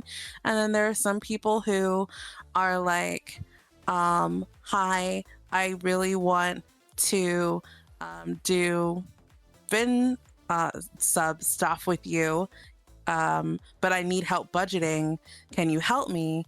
And then I will do that with those people. So I think it really depends on the conversation, that preliminary conversation that you have and should be having with your fin subs or any subs or any relationship at all. But I really dig deep into like what do they want out of it? What obviously their budgets, what is it that they get off to the most about it? I always ask that, like, what is it about Findom that you like? How does it make you feel? And when I understand how it makes them feel, what they're looking for, then I can create a dynamic with that person. And that might include telling them how to spend their money, and telling them how much money they can spend on other things and how much money they can spend on me. And most of the time, at least for me, it doesn't include that. So you don't really tell them to like treat themselves or take care of themselves like, in a given day? Like, it depends on how deep I am with them. If they're just coming to me for scenes, no, not really, because we might not talk that much in between the scenes. But if it's someone I'm talking to on a regular basis or like every day or whatever the case is, and I can tell that they aren't spending any money on themselves, or like, let's say they something, okay, like let's say they need a new chair, right? And they complain every day like, oh, my back is killing me, and I just need a new chair for my PC, and like they're spending hundreds and thousands of dollars on me. Bitch, go buy yourself a chair. Like, Yeah. I know you can afford this chair. Go buy it,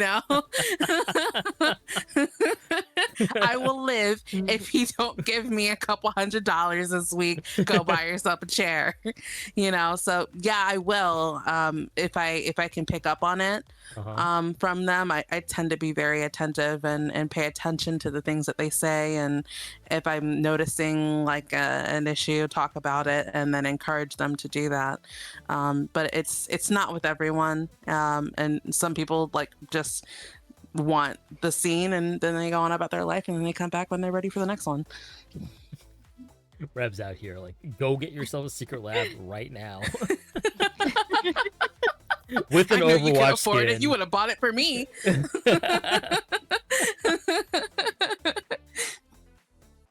Yeah, I did ask this because I know Mystique does tell their money possum to go treat themselves occasionally from day to day, right, Mystique? Yeah. But that's also part of the dynamic, is that something that my one of my money possums battle with is self love, and doing like, I won't say selfishness, but doing things for yourself, nice things for yourself. And part of what I help to provide him is that permission to be kind to himself and to give himself things. And that's an important part of that dynamic. Absolutely. This isn't the money possum that I usually refer to. This is a different person. Oh, okay. Yeah. Just this question was just in inspired case you're by listening, I like, this is a different one, but you. part of that sort of caring dynamic that we've established, because that's something that he wants, is external permission to be a bit selfish and to spoil himself, because he grew up in a situation where that was actively discouraged. And I think, as DOMs, we are given access to a lot of maybe dark areas in people's minds and into their lives, and it can be a really lovely thing to be able to like help them to deal with that and have a better quality of life. Yeah, this question was inspired by because when you did speak about that, I really liked that you do that as part of as your dynamic with this person. Because I think that people get the impression that findoming is very cold and impersonal. The Yeah, all the time. so-called "fuck you, give me money" basically, but where Yeah. it's always a lot more nuanced than that. Yeah. The problem with the people who are like, fuck you, give me money on social media and stuff isn't that they say that, but that they try to findom people without any consent or due diligence or anything. They just want people to give them money for no reason and with no care for them or what they're getting out of it, or, you know, whether or not it is harmful for them to give them money. Like, that is my beef, rather than just the saying of the fuck you, give me money. If that's your bag, then do that. Like, that's not the issue. Yeah, absolutely.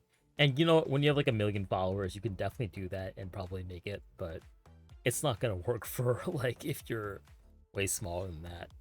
At least Yeah, maybe like people with like 300 followers who are like, you know, oh, maybe I'll just be a findom. Everybody just send me money, and there's like no response. It's kind of funny.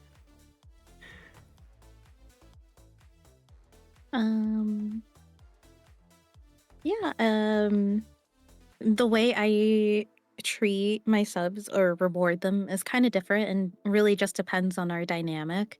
For example, one of them, he likes getting into that mindset, but one of his like favorite requests is like, "Hey, could you treat me to like almost to like a gaming session after where we kind of just decompress and we kind of just like get out of that like subspace that he was in."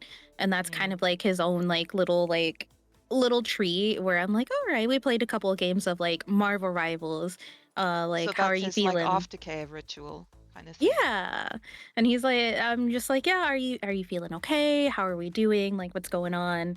And then after that, he's like, all right, thank you. Thank you for my treat type of thing. Um, and then there is like maybe another sub where um he likes getting permission to kind of purchase stuff for like his pets. So he's like, yes, Aw. goddess or mistress, like, hey, can I buy this really nice litter box for my cat? And I'm like, yes, you can. Like, go ahead and spoil Oh, your that's little pet, you sweet. know? So it really just depends on the person, because I know some of them kind of just like, I know a lot of people kind of just come and go, or they just want their session and that's it. They go radio silence until like the next session. But you do have some of those that kind of linger around, and they do appreciate if you like, have something a little bit nicer, a little bit sweeter on the side. So That's really sweet. I didn't even think of that. I think this delves Yeah, very that's really nicely cute. into our next question, which is, why do your fin subs seek you out specifically? What's your core appeal? If you know what it is. I've been told that they like how I'm able to integrate kind of this soft goddess personality into Findom. It is very good boy, good girl, good pet. Still very sweet, still very warm.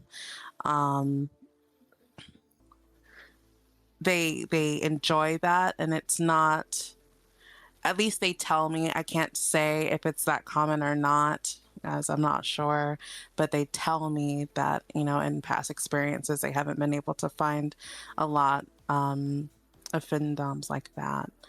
And during our scenes, I try to still make the scenes very, you know, Dommy Mommy Goddess Reverie forward. You know, it's like the personality still shows through that. It doesn't feel like a completely different person that you're interacting with. It's very clear that it's still me. And they just kind of appreciate that softness as opposed to the fuck you pay me. I don't use any terminologies like pig or wallet or ATM. I haven't, or rather I don't automatically. I tend to use that for people who specifically request that or specifically get off to that thing. But it's not a default terminology that I use with my finsubs. Yeah. For me specifically, the reason I kind of started Findom and got into it more is I have a lady friend who's actually into it, and she's very opposite of me. She's very like cruel. She's very like she's on the more extreme cruel end, and every time I would stream with her, I would be called like the good cop and she would be called the bad cop, where we were just the both opposite ends of what Findom could be. So what I've heard from subs is that they do appreciate some cruelness, but they normally come to me kind of just for like the sweetness, the like firm yet gentle touch that I have with it. And almost I've heard this recently from certain people. They're like, yeah, like you're so nice most of the time. I honestly don't expect it from you. They're like, yeah, you would be like the Wow. girl next door type of thing. And I'm like, oh, okay. So so Yeah, that's what I've noticed. I think there's room out there to be like, kind of a sweet like Findom. Like in traditional Japanese society, the salaryman brings the salary home and gives it to the wife, and the wife gives him an allowance. And like that's literally Findoming, without the cruelty and calling him like all kinds of names. Yeah. Yeah.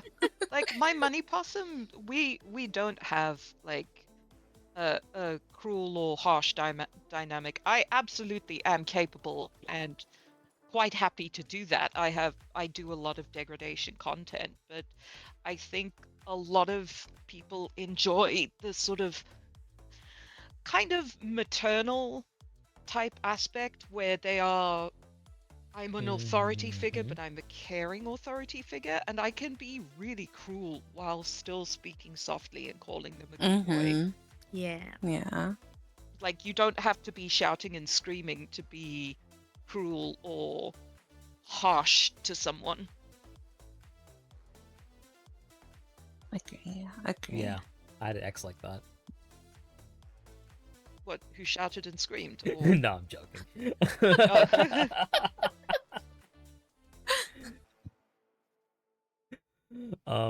Yeah, thank you guys for sharing. That's really good insight, because I think there's definitely a misconception that I think unfairly is driven by social media, that people who do Findom are mean or cruel or taking advantage of people. And that's kind of why I wanted to get to this question right here, specifically about misogyny and sex work. So the question is, do you think there is an inherent misogyny in criticism of Findom, in that the common perception online is that Findoms are predating on weak or vulnerable men? They seek us out. We're not going and canvassing them. Right? Yeah, I think That's this where you ties want to be. this ties into kind of like on social media and TikTok and other places where Findom has kind of come into light, and people are viewing it as quick ways to make money if you're mean to men. And I feel like, unfortunately, that is one of the things that's come out recently, is that because of newer people in the space that don't exactly know what consent is, or kind of do certain predatory practices, I think that's why a lot of people are like, oh my god, that's what a Findom must be. Like, you don't know what a job application is and stuff like that. But I do think it's very tied into a lot. I've also seen a lot of guys that are like, yeah, I saw a really weird conversation last week where guys were like, yeah, you should focus on finding an actual like partner to settle down with instead of doing stuff like this. And it's very gross topics, honestly, if you see them on Twitter. Yeah, and there's the aspect of overconsumption of porn, because again, porn is a contained experience of otherwise problematic behavior, and if you are seeing these very extreme scenes that are staged and performed to cater to someone who is like jacking off or seeking arousal, they may think that that is what real life is like. And that is, not the case. They are not seeing, before the scene where they are negotiating, what's going to happen and signing consent forms and all of that jazz. It's like, on Reddit you see, and other places you see people who think that you actually like penetrate the cervix when you come because Hentai that's classic. like a trope in porn now, that you like, when you orgasm you like thrust really hard and then your penis goes through the cervix into the womb and you come directly into the womb. Or like, there was a guy who ended up breaking up with his girlfriend after accusing her of faking her orgasm and arousal because nothing was coming out of her boobs. And he knew What? for a fact that like stuff comes Oh. out of your boobs when you're aroused and when you come. Whoa. Wow. That's news to me. So I like, can pull yeah, that off. because she didn't start lactating when they She were dodged like a bullet. fucking and Good for stuff. He her. was like, you're not turned on, and I don't believe this. So like, the overconsumption of porn and the complete lack in many places of like sex education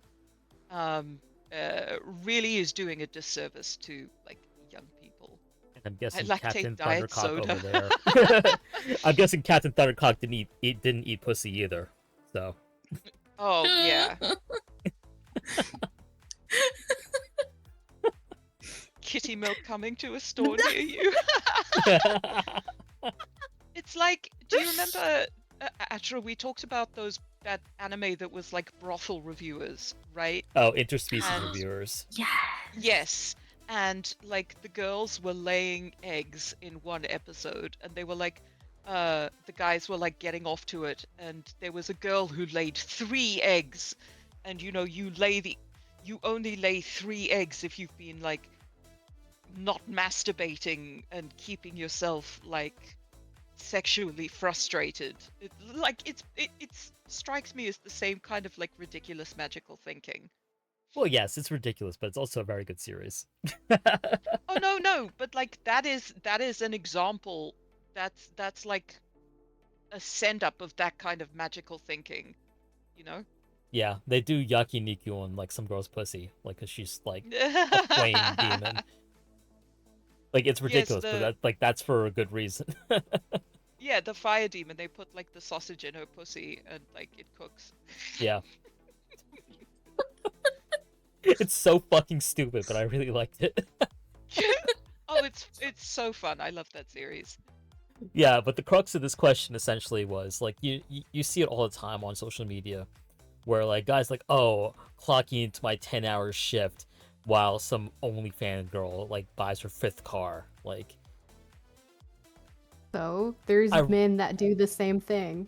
exactly. And And like I posed it Not to even like, on OF. Their CEOs make billions of dollars while you do very low labor for low cost. So I think it's their idea that like women are not deserving of that, and I think that's like an internalized thing. They just want to be Exactly. mad because it's an extension of like the gold digger persona, because like some femdoms do lean into that. Like they're like, I am a gold digger. Like, you don't have any gold. What am I gonna dig?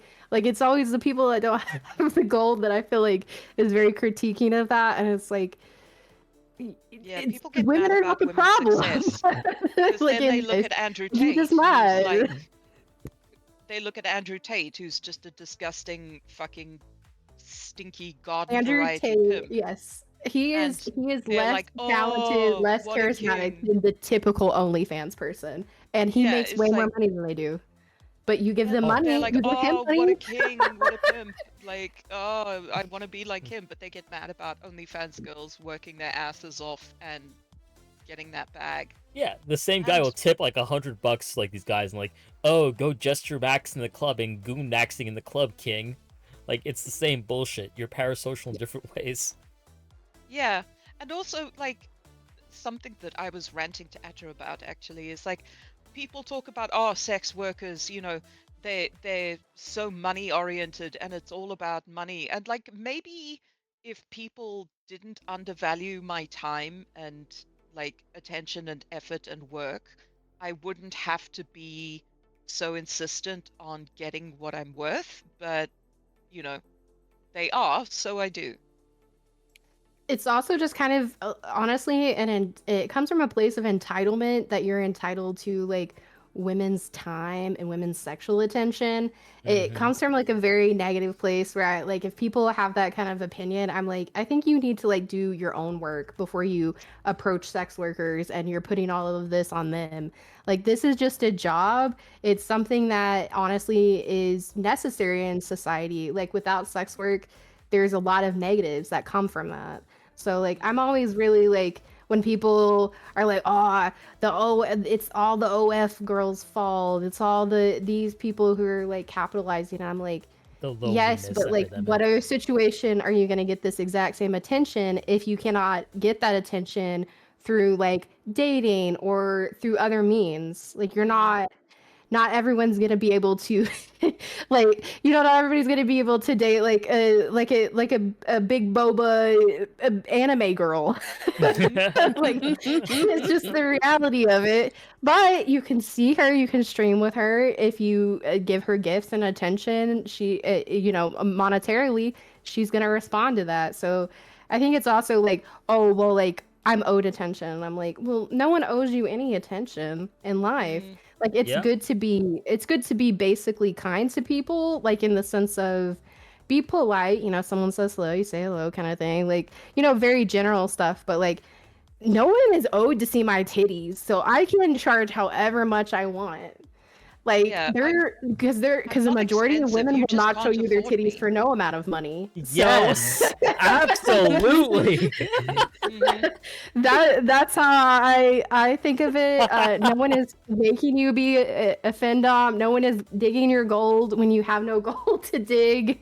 Uh, Women are not the problem. Women are not the reason you have to clock in for 10 hours or 12 hours.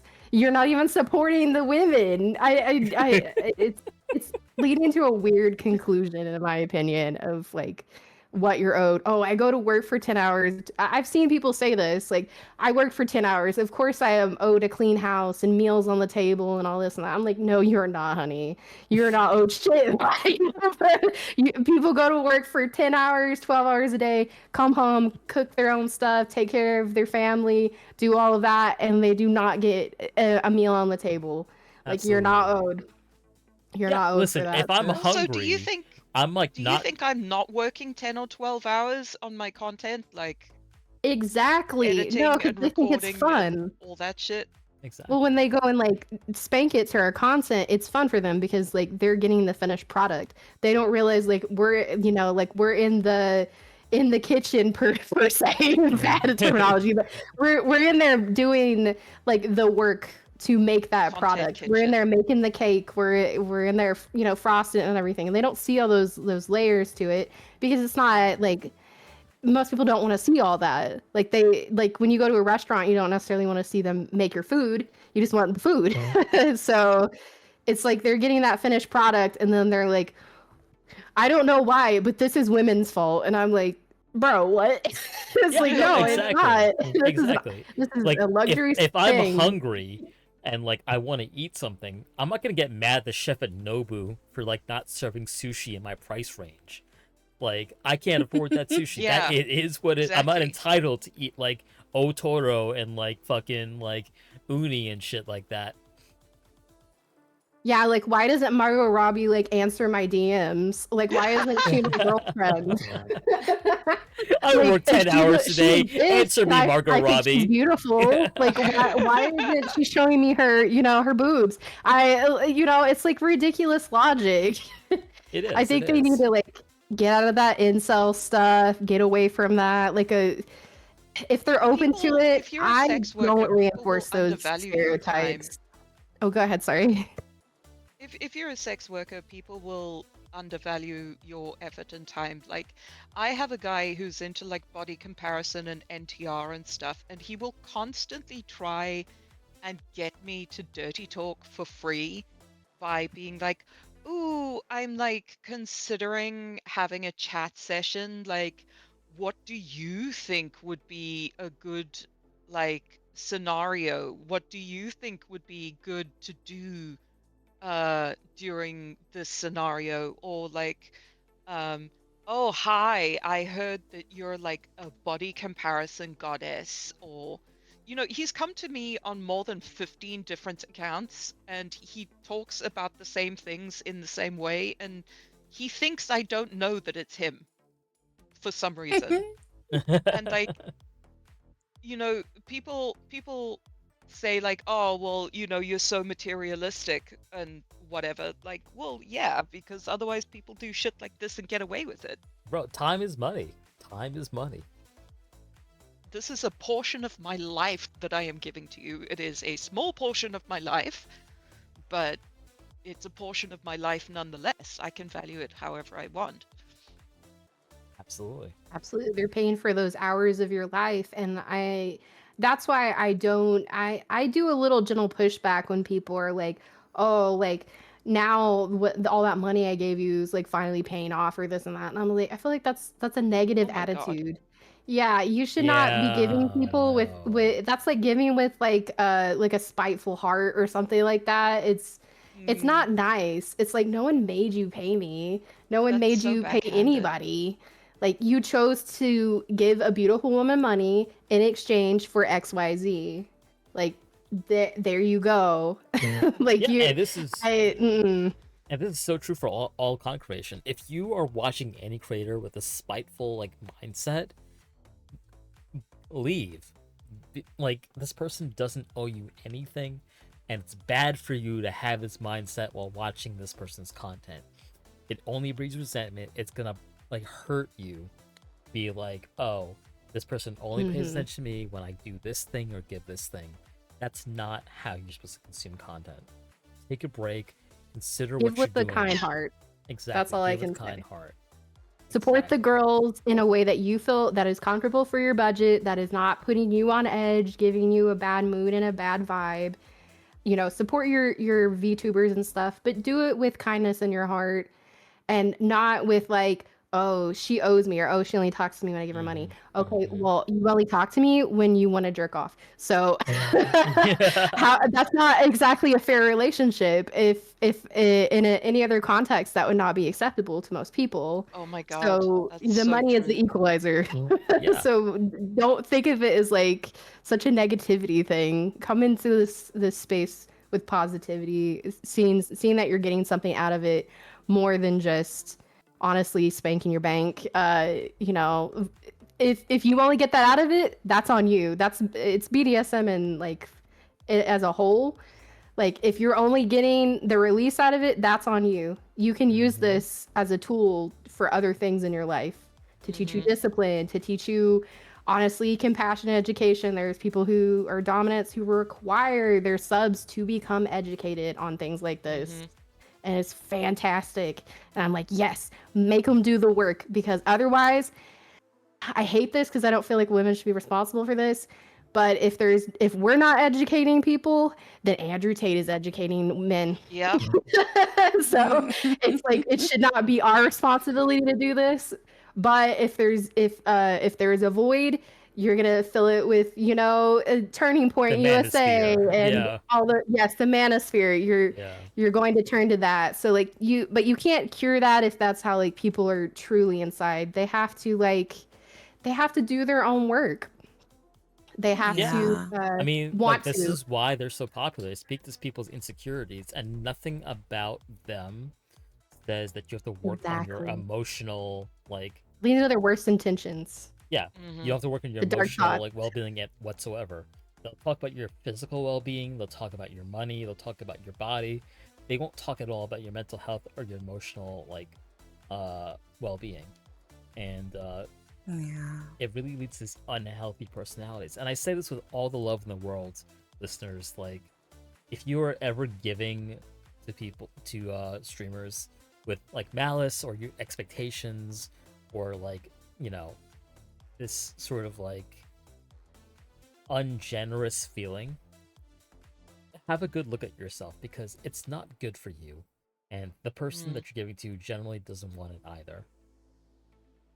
Yeah, nobody It's gonna wants a bleed gift too. given in bad grace. Yes. Exactly. And it's going to bleed into your personal life because you can't have an opinion about sex workers, especially if you're thinking of only women sex workers, and not having a bad opinion about women in general, because there is going to be, it's like a layer situation where you may not realize, but you're like, oh, like some people they will donate, but I've had people that are obsessed with, the blue site, but they don't think our job should be legal.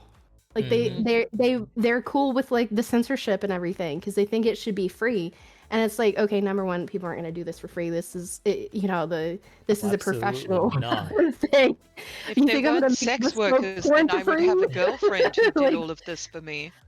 exactly. I'm not going to make this bespoke the freaking content for free for everybody. You have to have some monetary support, but I just always tell people if they come at me like that, I'm like, this has nothing to do with me. This is you, and you need to work on this. You need to realize why you have a problem with what I do and what other women do. Why do you think that we should have rules and regulations put upon us that do not apply to you? Because if a man is in this situation and he's benefiting from it, honestly, you think he's a baller, you think he's a G, you think he's a cool guy, but like Belle Delphine, you're gonna snoot your nose at. Like, why? Like, you got to figure out why. Because people who don't respect women don't respect the opinions of women, and that Absolutely. goes for like any kind of minority group as well. I'm interested also in Kitty Chan's thoughts about this, because you've been very quiet, and unlike Atra, I'm going to pounce on you like a tiger and not give you any time to think. Yeah, so I think it's a little hard to describe, but I feel like all of this toxicity also stems from just social media and guys preying on all of these like younger gens on this is how you should be a man, this is how you should function. And like people like Andrew Tate and all of that give this very toxic people. Yeah, they give this toxic outlook of, yeah, if you give women money, they will instantly love you, they will give you access to everything, and that's how it should be. And I'm just like, no, it's really just not a healthy thing to have in your head. Or have like male role models be like, yeah, just throw money at something and it will love you even if you have no personality or if you have no redeeming qualities. That's not good. So yeah, I really do think it comes down to a lack of comprehensive sex education. Like, I was incredibly lucky in that in junior school and in high school, we had very comprehensive, no nonsense, no holds barred sex education where we could, like, everything was explained to us, from like how sex works, how erections work, what periods are, and like the boys didn't go off, to the gymnasium to watch a film about like penises while the girls stayed and watched the other film about like how periods work. Everybody learned everything, and we could ask the teachers anything, like about their own sex lives and opinions, like it didn't matter. And it really set me on the right path to being able to approach love and sex and relationships in a straightforward and kind of open-eyed or clear-headed way. And I think abstinence-only sex education has wrought havoc on a generation of people who do not Absolutely. know what sex is supposed to look like or how sex and love and sexual relationships are supposed to function, and are getting that Mhm. information either from porn or from the manosphere, where people hate and fear anything feminine.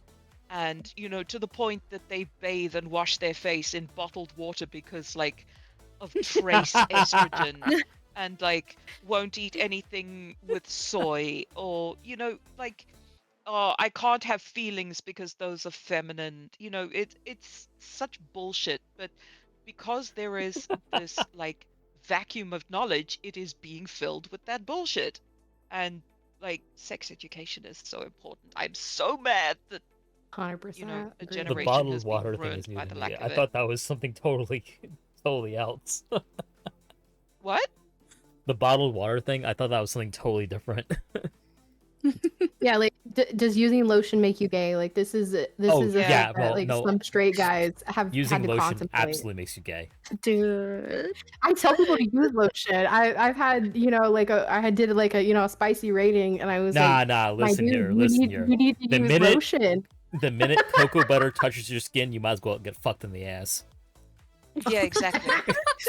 Dude. What's It's funnier time for the is the dress, baby. products.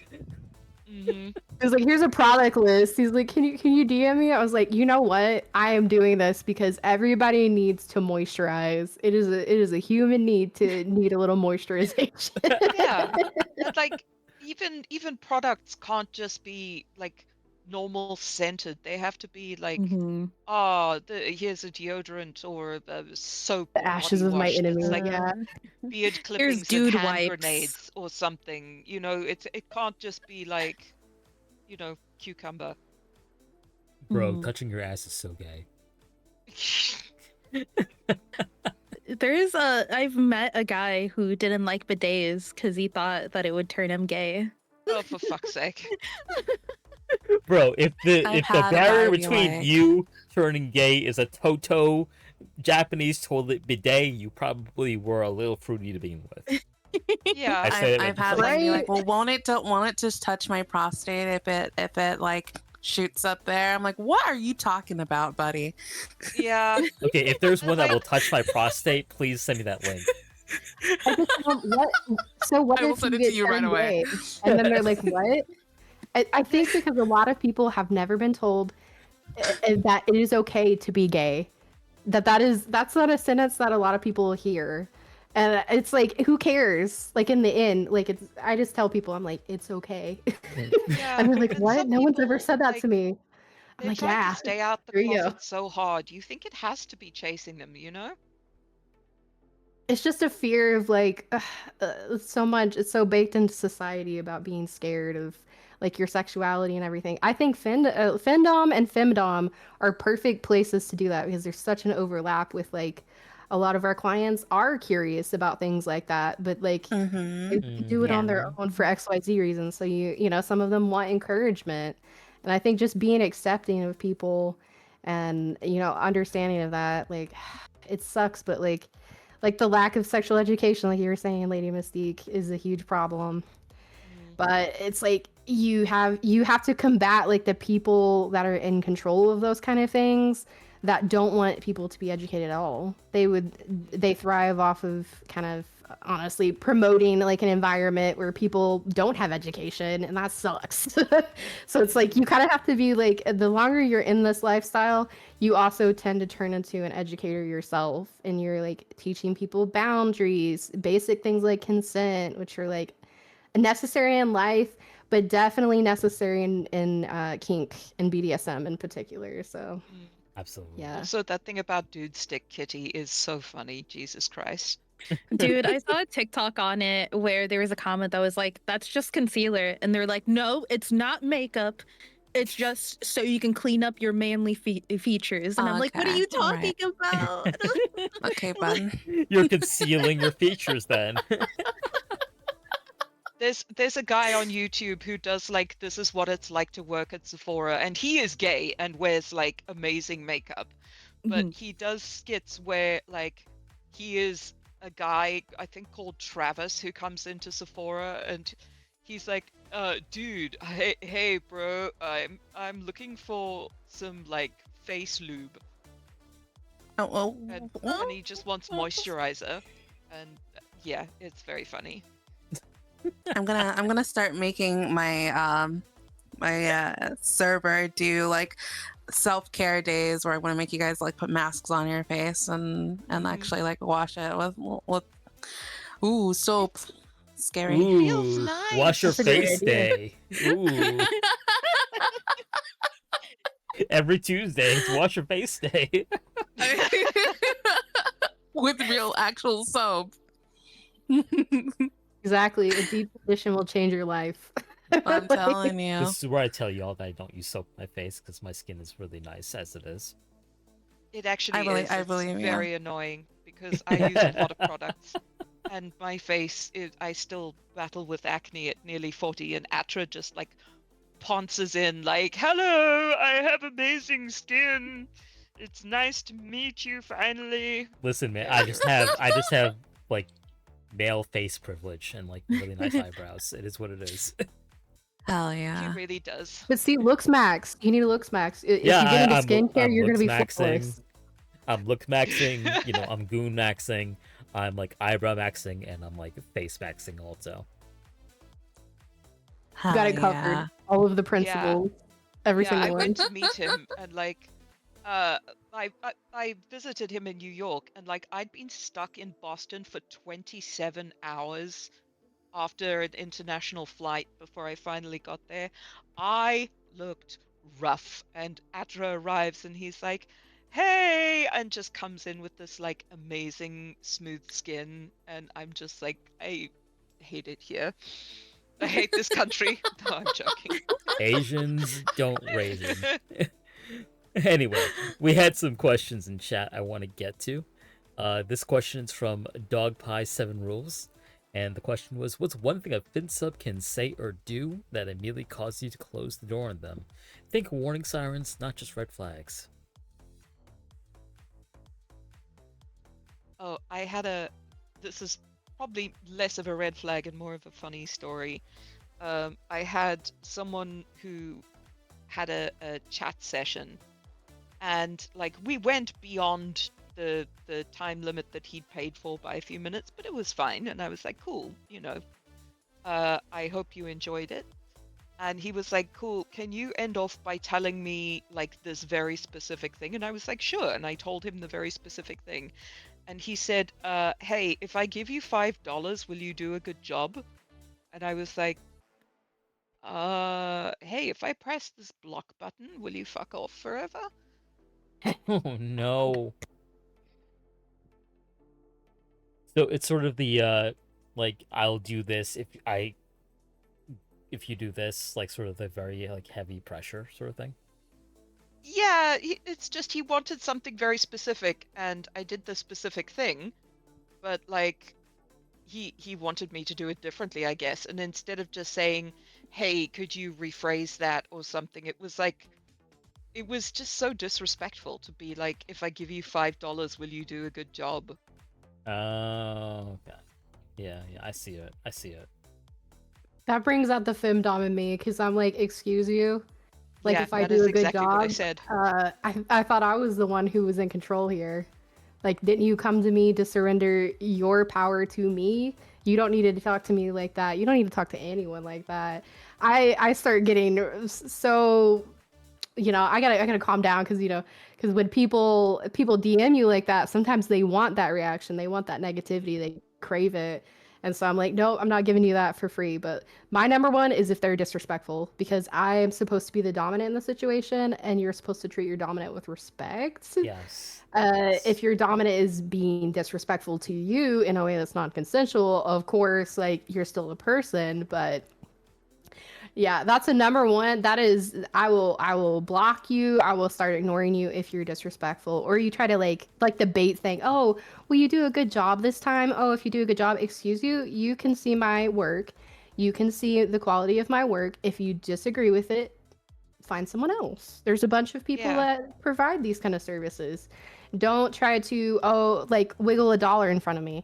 You're supposed to be a submissive in this situation, correct? You're supposed to want to come in this situation, and you want me to take control of the situation. I do not like it, especially with finsubs, when they try to play the dominant, because they are using their money as power in a way that is not correct. And I try to teach them, I'm like, your money is in a way no good here. Like it is a focus of it, but it is not the only thing, because you can throw your money to anybody. You're coming to a findom or a femdom for a particular reason. So you should not be using your money to weaponize, to brat, to do things like that. Like that's not fair. That's breaking the power dynamic that we've agreed upon. That's more like a kink dispenser or like a dial-a-dom or something like that. Dom like truck. You don't want an actual dynamic of sorts, which you were so you can right. discuss Like about. you were so right talking about like wiggling a note in front of you. It's like they expect that if they like wiggle some dollar bills in front of you, that you're like a dog that's being like tempted with a piece of cheese, and you're just gonna like do tricks. And it's like you're the dog, not me. What are we doing here? For the money, like if I feel that vibe from you, we're sitting down and having a conversation, or I will block you depending on like the situation, because I am always very respectful and considerate of my subs, and if you don't show me that same respect, then I just have no time for you. I personally don't like it when people try to negotiate down my prices. Oh yeah. That's an instant I'm not interested. I purposely kind of set my prices higher than a lot of other people, and it's because my time is money. I have a lot of stuff I have to do, so if I have to like carve out 30 minutes, an hour to attend to somebody like on a date or something like that, I could be streaming right now, I could be doing something else, but I'm choosing to sit in this space with you, which means like this is the only money that I'm making right now, and it has to be worth it for me, and I want it to be worth it for you. And I know, like, if you're going to undervalue me, I'm not going to perform my best because I'm going to be hating it anyway. And, it's just not worth me entertaining that. So if somebody is like, oh, I really want services from you, but like, can you do it for $5 instead of 40? I'm like, no. I'm The biggest you. pitfall that like a lot of like young like sex workers get into is that they don't recognize that custom content, private time, is premium content. It's gotta cost more. It's gotta be extremely priced high. Mm-hmm. It does. And also, like, I was gonna say something. I'm sure it was very funny and insightful. No. Just pretend I did. Well, Bumblebee chat says here's 5 doubloons, lady. sweaty.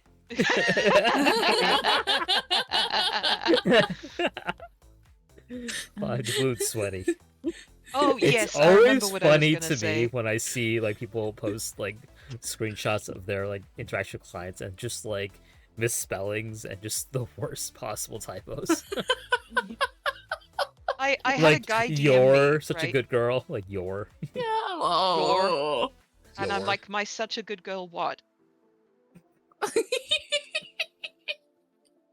Anyway, Mystique, I had a guy DM me, asking about,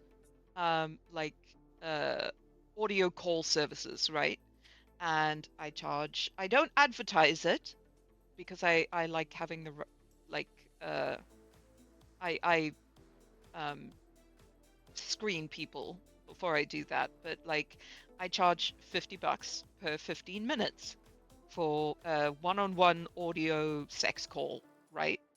And he was like, well, that's too expensive, but I can pay $25 and I can do it every day. So would you do it for $25? And I was like, well, that's just saying, well, hey, will you do it for half the price, but like more often? Like, no, no, I won't.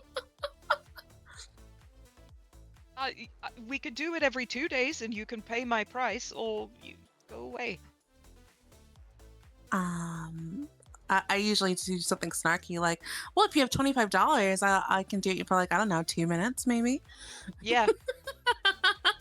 I'll send you a voice note.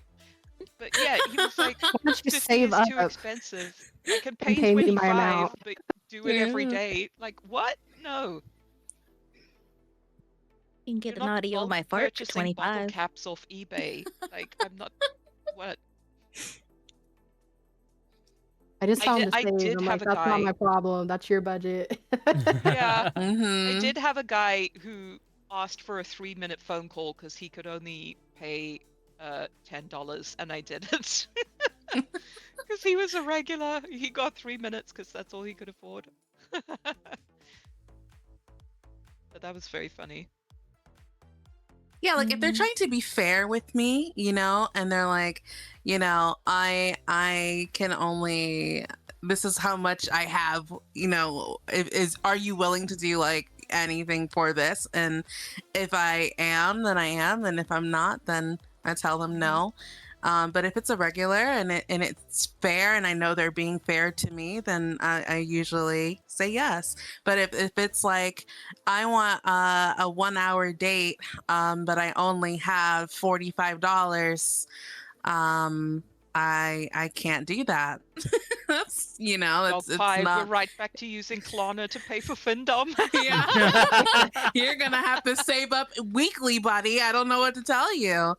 But I don't like that it makes me very uncomfortable, and I know that I have the boundary to say no, even if I like, if I'm like, oh my god, I need the money, I know that I have the boundary to say no.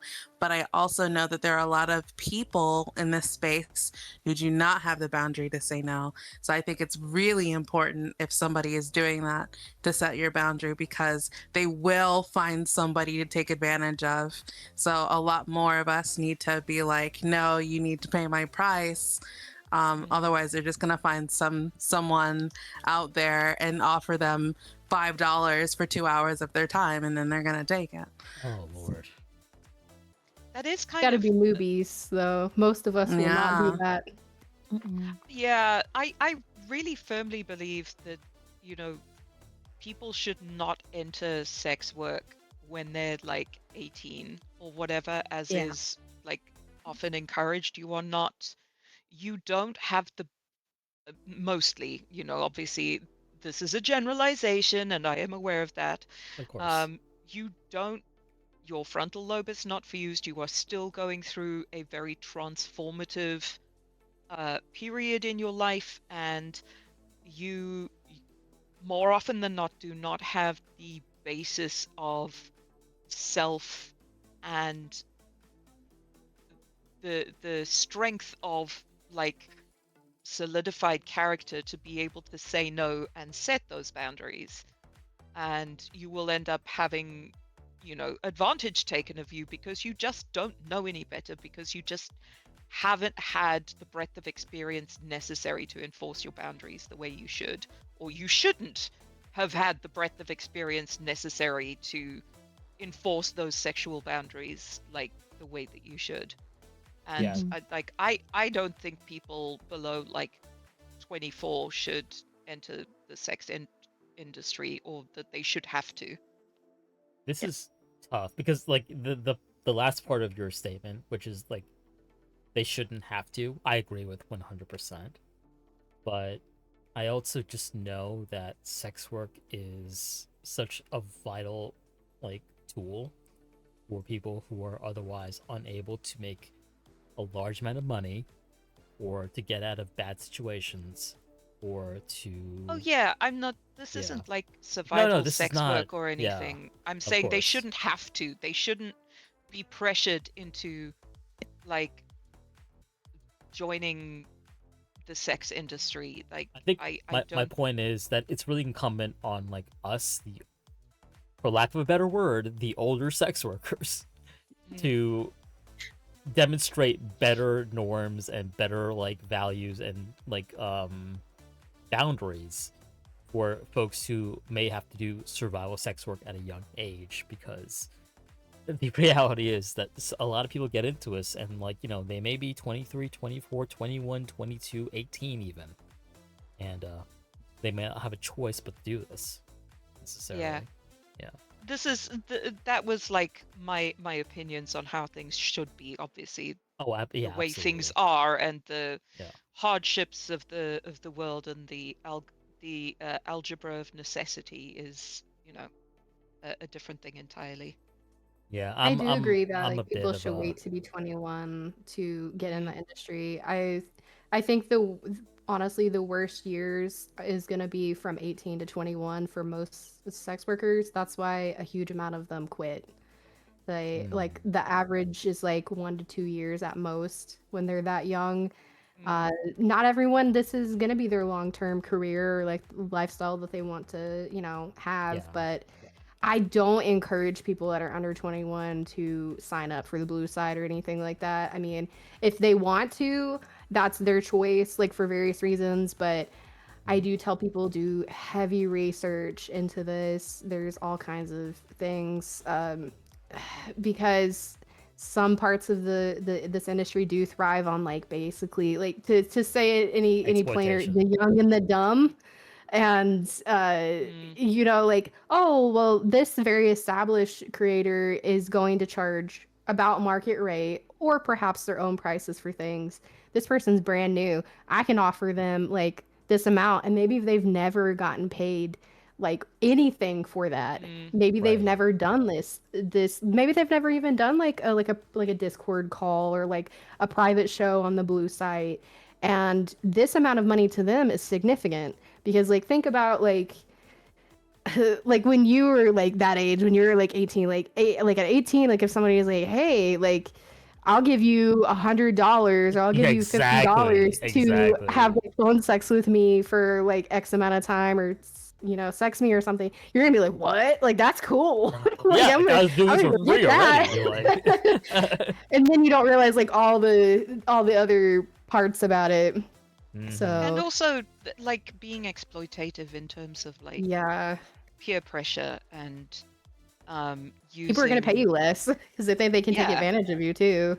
Exploitation. Like, but there's also peer pressure for like going past your boundaries, like people who take advantage of, you know, the fact that you may not have developed the necessary skills to stick to your guns, and you will have a drive to please and the to confidence, not be rude and to comply.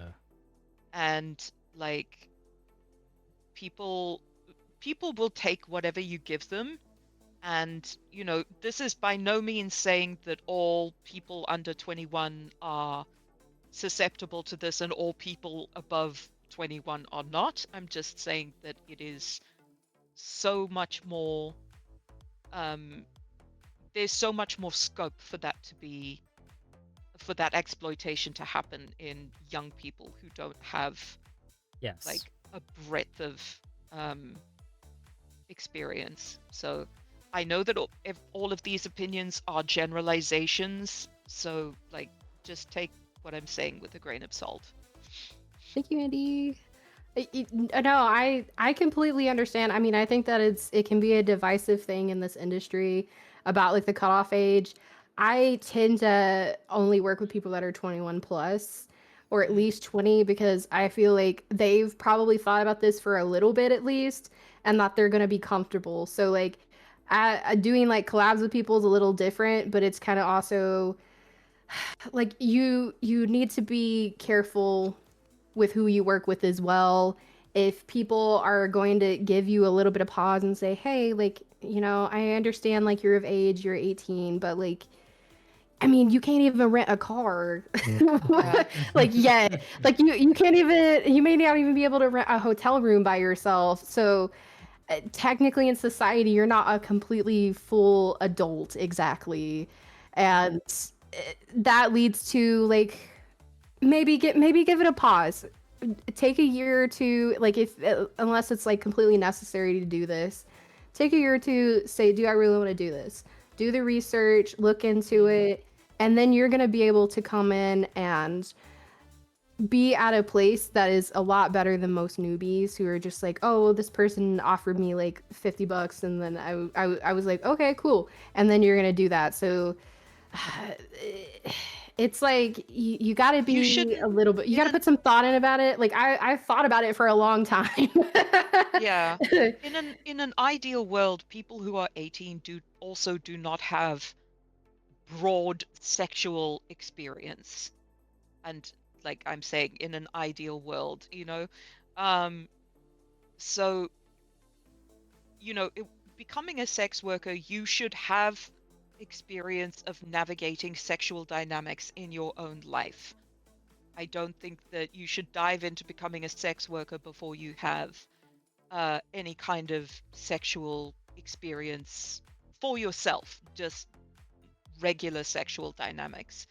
And again, that is another window that opens for a lot of exploitation, in that people just don't know any better how sex is supposed to work or to feel, or how to enforce their own boundaries.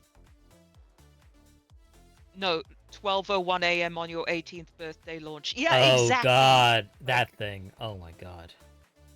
And there's an influencer in Japan, and like, she's a safe for work influencer, but she creeps me the fuck out because her whole thing is that she's just turned 18 and she talks like a baby, and she goes like, which is brother. Is she the like, one that has like her ears out and everything to try and yes, look she's had youthful? the surgery to have the elf ears and stuff. And like she's like, oh, I've literally just turned 18, so I'm like practically still underage, and I talk like, you know, I have a mental age of about 5.5, and it yuck. Yeah, I Sorry. mean that's what Little Tay did. Little Tay turned 12 and like launched an OnlyFans. Like, I think that's probably bullshit. She probably was turned 18 like weeks before she launched that shit, but like it was definitely appealing to a certain type of person that really values like that line. And yeah, and a lot of people won't protect people in this industry, and like I get it, because like an older sex worker like telling you like, hey, like you baby, like you baby, and you're like, I'm not baby, I'm 18, I'm blah blah blah age, and it's like, I'm not telling you that you're baby, I'm saying you baby. like I'm saying, like I've been there, I understand, and like the confidence that you will have as a performer at 18 is going to be drastically different than when you were older than that. You're also going to be able to probably have a little bit more confidence, especially if you've had some experience in like sex period, especially in IRL. Like, you don't have to have those things to be a performer and stuff like that, but it's going to help a lot. Especially like, I mean, you know, people come to us for JOI and stuff like that. Like, if you don't know like the basics of that, it's going to be hard to explain. You can obviously get education through different ways, but experience is always going to, you know, add to that. And I understand why it's you know, it's like, you're 18, you're horny and money. Like, it doesn't need to have an in-depth thought process why people get into it. People like, you know, like you were talking about the, I forget her name, but like that, like, you know, some of those people who I feel like maybe we're not fully in control of that situation. Like, they were so cultivated from a very young age to be a influencer, to be on socials, that it feels like such a pressure, because like their fan base is already promoting that when they're not of age. So it becomes like really like a dubious thing that's like icky in my opinion. But like some people, like bad baby, she has owned that, and she has made an empire for herself.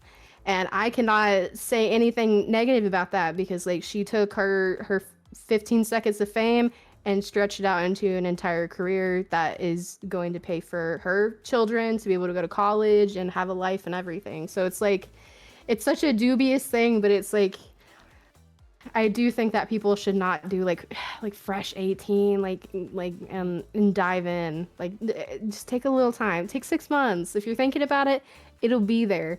Like these sites, there will always be something. This is a highly profitable, highly sought after industry. So you can come back. Give yourself some thoughts to, you know.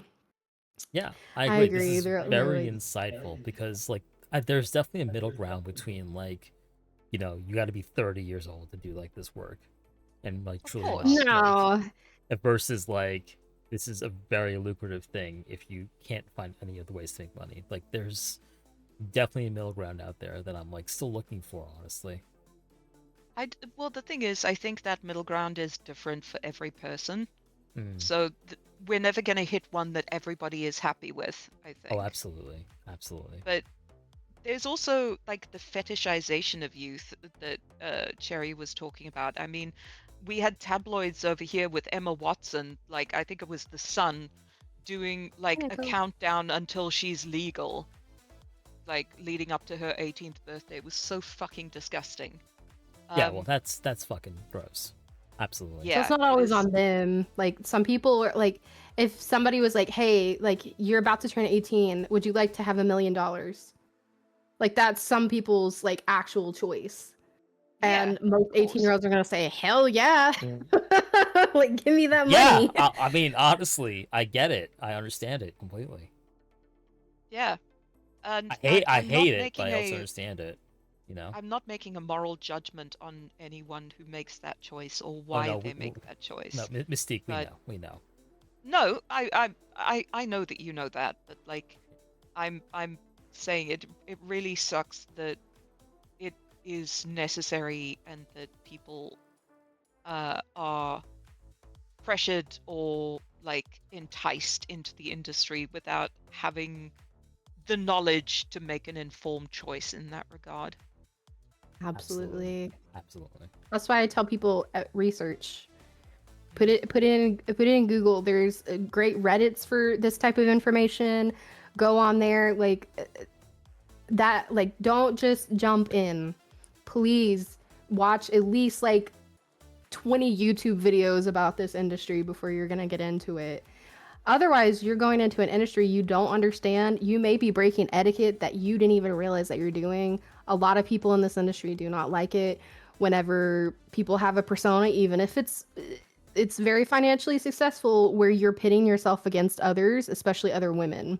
Now, like you have to kind of play it, you know, like you don't want to put out certain energy. Like some people are going to market themselves a certain way. It's all about kind of finding out like how to be respectful, because you have your clients, but you also have the community and the industry around that. And in order to have like a long-term career, you're going to have to interact with other people in this industry. And if you have a bad reputation and you're unaware of it, or maybe you've rightfully earned it, it's going to be hard to come back from that. And that could have just been fixed by honestly some Google research. by Yeah. taking a few weeks or a month and saying, okay, so how do you interact with people in this industry? How do you go about things?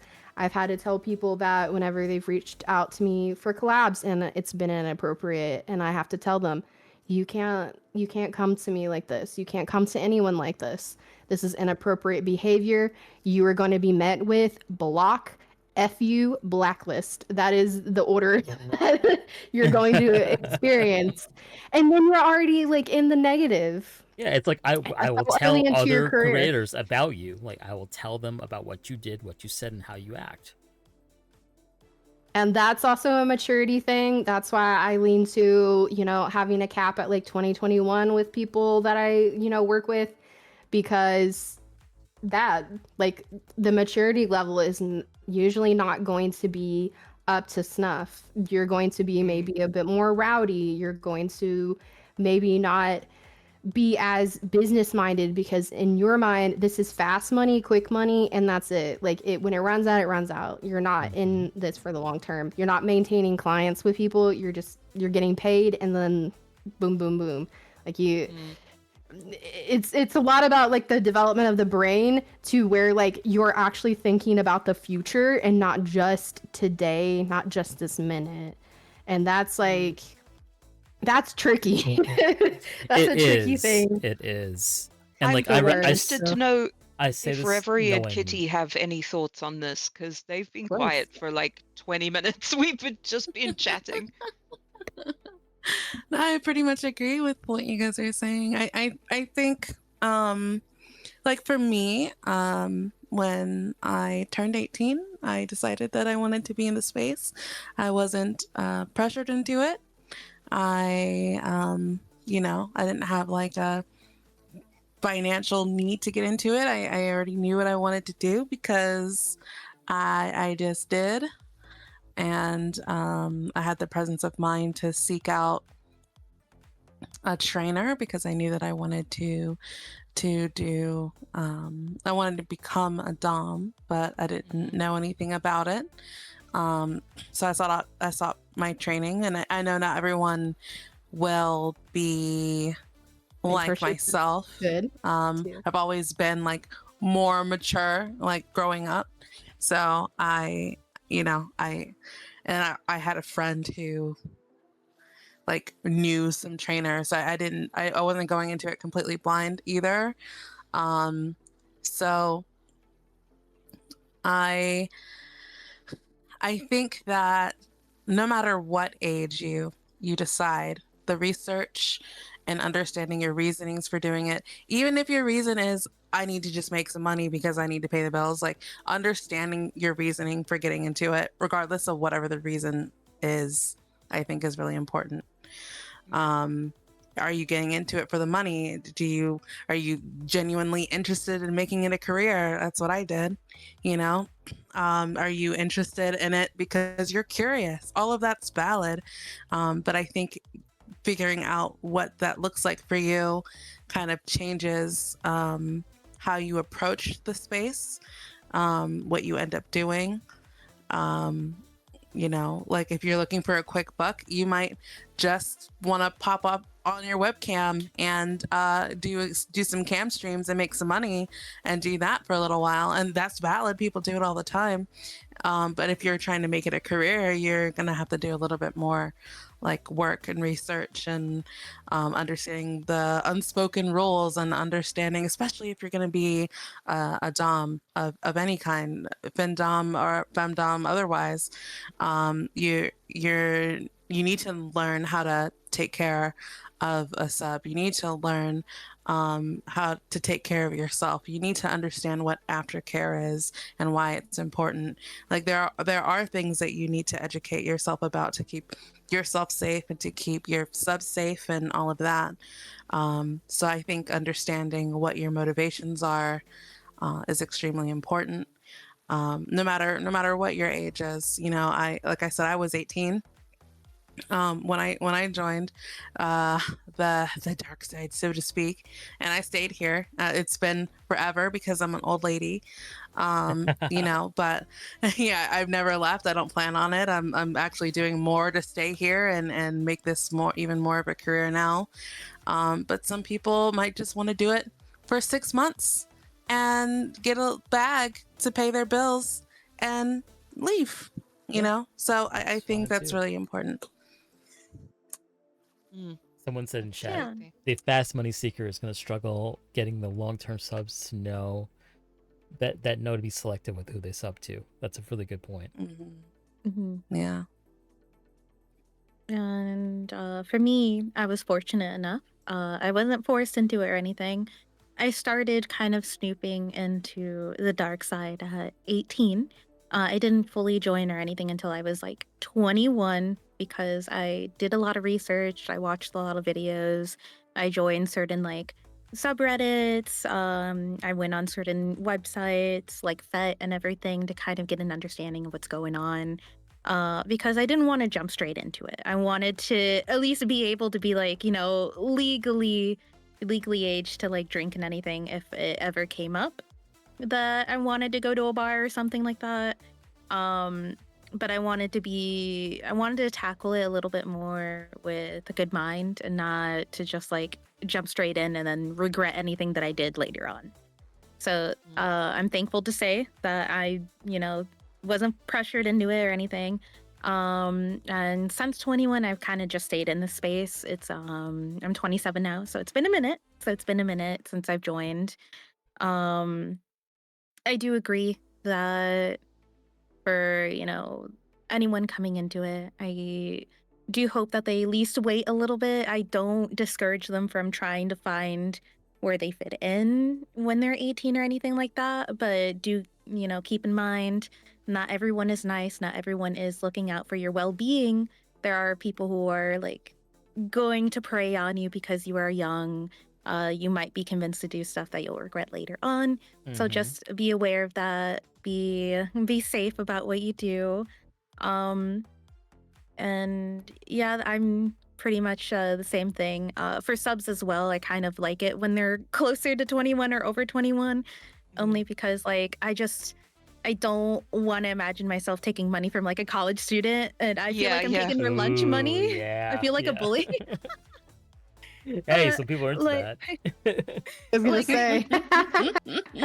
Like, I get it. I've had like a few regulars that like just revealed their age, and I'm like, oh my god. I'm like, I feel I feel a little weird about it, but like, at the end of the day, everyone's try to be safe, try to do your research in this area, or any kink area that you're into, and yeah. Very well put. Very good point. Absolutely.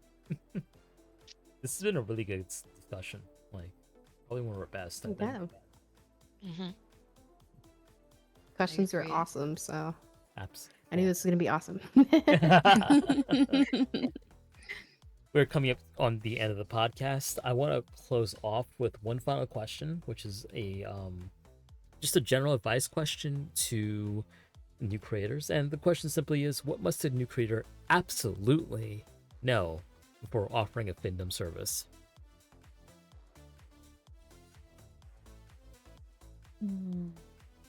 The basics of BDSM. Yeah. Good point. It's 100% required. I really think that you should learn how to be a femdom basic before going into this, because it's kind of like you need to be a femdom to do this. It's a subsect, but yeah, definitely you're gonna need to understand consent, in particular with kink, and the fundamentals of BDSM. Otherwise, some of these subs will call you out. They'll be pretty brutal too. They're like, oh, you don't know what you're doing. If you don't know what you're doing, so don't get called out by your subs, because they will try to take advantage of that, or they will find it very unprofessional. That 100%. Learn BDSM. Do not offer services that you maybe don't understand, or that maybe you have any like moral confliction about, truthfully. Look into it. Look into why, like, also the sub's perspective. Find out why they want to be a fin sub. If you think, oh, they just want to give me money because I'm pretty and mean. No, that's not the only part about it. That's like a very generic, but like, you need to learn why someone is going to be your fin sub. Why would somebody want to do that? And then if you don't, it's going to be a lot, because again, fin subs have very specific needs. So very well yeah, put. that's my basic advice, is learn about BDSM. You're doing BDSM. Why you have to educate yourself on it. Going into that, I think it's also important to just do some research. I don't suggest any girlies or, to jump right into it and call themselves a findom, because some of the community and, your subs will jump on that and, call you out on it. And you could possibly get a Google Doc on you. They're dominable too. Oh God, Yeah. Yeah, that would say like, hey, this poser and everything. So I suggest kind of just taking it slow. Don't just immediately jump in. Learn all the communities that are part of it. Learn some of the history too. Learn what year Findom even popped up in, or like what led up to it. Because I feel like the history is really good to learn regardless of what kink you're in. Just try to get all of that knowledge in before, diving into it and offering any of these services, because it's not something that's done overnight. So don't be ashamed that you don't know everything. That's why the internet is here, and that's why there is other fellow like dommies and people in the kink community that are more than willing to like share their views or what their opinions are on it. Yeah. Absolutely. I think for me, that they put so many things so well, so I won't really touch on those topics too much. But I think learning really good communication skills on top of those things is really important, because it goes deeper than you're just taking someone's money. Every single person that you're going to be interacting with, they are human beings just the same way that you want to be treated as one.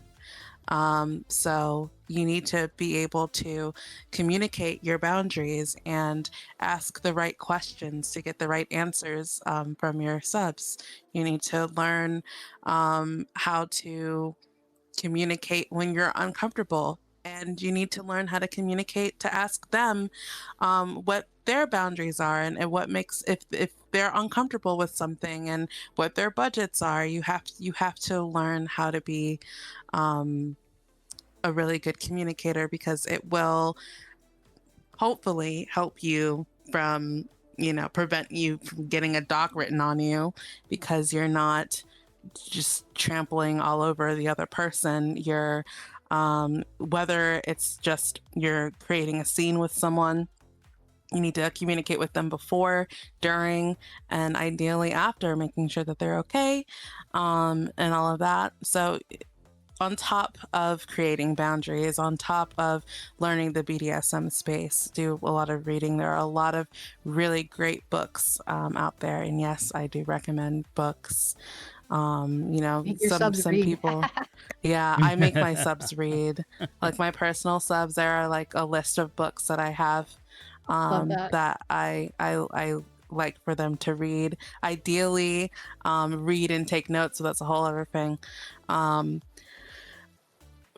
And I also recommend you read those same books too, like, like if you're making your sub do that, but whole other thing. But the point is communication, research, creating boundaries, being able to understand that even though, yes, you might call them your pig or your wallet or your ATM, behind the kink stuff, there's still a person. Some people are going to get into this space because they're trying to escape stuff, and you're going to sometimes encounter sometimes people might have like a breakdown in your DMs, and you're going to have to try to figure out how to navigate that. Sometimes people are going to get into this space and then have a depressive episode, and then they'll disappear, and then you're gonna wonder if it's them or if it's you. And sometimes you're just gonna have to communicate with them to figure out what's going on and see if you need to back off, or if they need a break or whatever. You really have to learn how to be a good communicator, and ideally a really good human being. Just be kind to other people, like the way you would want them to be kind to you, even outside of the degradation kink, right? Because you have to separate when it's like kink stuff and when it is you, the creator, interacting with who is essentially your client. You have to, sometimes separate that and be a human to another human every once in a while, Very well put. Absolutely. Very true. Yeah, I've made subs write essays if they're disrespectful or they break rules. No. They usually don't do it again. I've seen people do that. I saw a creator, like, I think there's the sub that's something like AI related, and like they basically like told them like either you write a 600-word essay on why AI is wrong, or you pay me $600, and the person just blocked They them. use ChatGPT to write it. Oh no.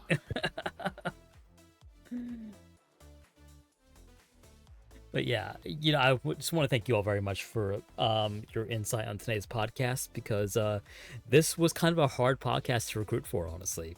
A lot of people don't want to talk honestly about like Findom and sex work and sort of the boundaries and how this dynamic works. So I really do applaud Yeah, you all we've for been mulling this episode for like a year. No joke. exactly. And I really want to applaud you all for coming on to here and talking very frankly about your experiences, because I'm sure it's going to help a lot of people who are thinking about this. I hope so. Yeah. Yeah. I'm as excited. This is like my 5th or 6th Twitch stream ever, and this is my first collab on here. So I was just Oh, I'm that's happy to awesome. be here. I get to be your Thank you. first. I'm so excited.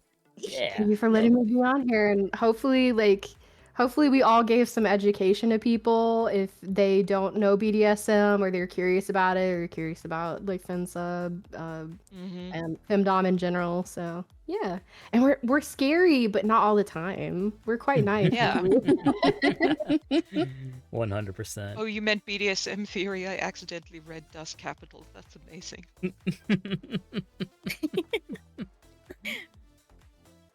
So yeah, so thank you so much for having me on here. I appreciate it so much. And I'm glad I got to meet everybody. Everybody's so awesome. Yeah. Thank you for This is the bringing me part back. of stream where I'm going to give you guys the opportunity to do some plugs and tell us a bit about yourselves. So starting with Reverie, tell us a bit about what you got going on, do some plugs and such. Hi. Hi. I am actually just coming back from a bit of a hiatus. I had surgery last month, so I've been kind of like just sort of doing my collab appearances, but not really streaming too much myself. So next week, I officially come back to like as much of my regular schedule as I possibly can do. And then I'm preparing for some convention stuff. I do a lot of convention appearances, so I'm doing that. So hopefully you guys will come hang out at some streams, both on Twitch and on Fansly. I stream pretty much every day except for Tuesdays and Thursdays right now. So yeah. Awesome. I was curious, what is the conventions? Are like an IRL ones? Yeah, so I purchased like one of those little like VTuber robot things that you see, and so I do like a lot of appearances at like conventions. a telepresence device. Yeah, like a telepresence device, and I get to like drive them around, and I handle the VTuber Fansly booths at some cons. So we have like 5 of them, that 5 different cons this year that we're doing with that. And then I have some other cons. So like con season is going to be starting here soon, so I'm doing a lot of prep for that. It's like a bomb disposal robot, but it's just a VTuber. Before that is no, so it's a cool. Boston Dynamics dog with a flashlight on it, like on top of the oh arm. no.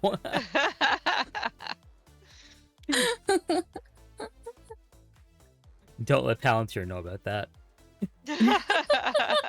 So we could see Reverie at a con. That's exciting. Yeah. You can see Reverie at a con using their screen on wheels, so to speak. Indeed.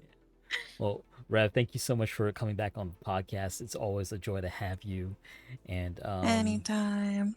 Yeah, thank you so much for your insight today or tonight. Of course. Happy to share. Absolutely. Next up, we have CherryEros, who's also live right now. Tell us a bit about yourself. Let's do like an outro for the pod. Yeah, of course. I'm used to these. I think maybe I've been trying to censor myself a little bit. I did say Margot Robbie's boobies earlier. I'm sorry about that. Oh no, Uh, no, absolutely I not. said Boston Dynamics dog with a fleshlight. Like, it's fine. yeah. I'm usually on the blue site. I'm gonna try to dabble on here sometimes. This year I plan to extend my safe for work stuff a bit more, especially on Twitch. Right now, yeah, because my community was like, I'm trying to do fan art, but I can't find one with clothes on. I was like, oh shit! I was like, maybe I need to I'm on there a lot. I do that. I have an award show for the spicy site, so that's going to be in March. And Ooh, that's fun. yeah, it's called the Ritzies 2026. So we're gonna have an award show for VTubers and people who do VR. So we've kind of like separated it. That's my big thing that we're doing, and I'm gonna do like I'm gonna start rehearsals probably this weekend and getting nominations and everything. So you can actually nominate yourself. You can nominate your friends and people's work who you admire. So it's focused for the content, and it's also focused on small to mid-sized creators. So don't worry that like you could win an award. Because people are like, I'm like, come on, nominate yourself. As long as you know, like we will.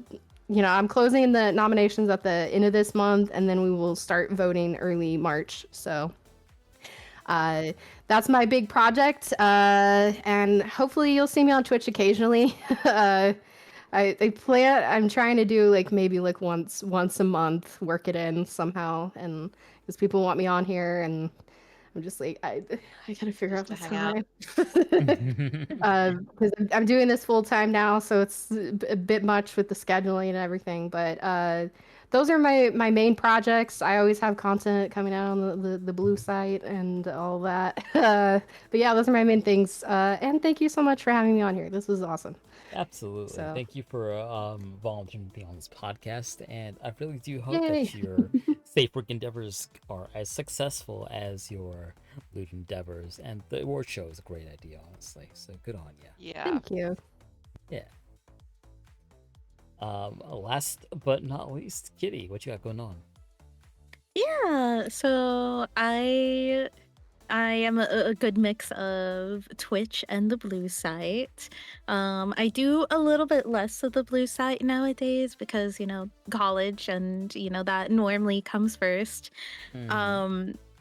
But yeah, I don't have anything super exciting right now, but I do, and hopefully will get accepted to Hentai Matsuri because last year I went in person, and actually that Nice. was the first interaction I had of seeing other VTuber girlies like GoddessReverie,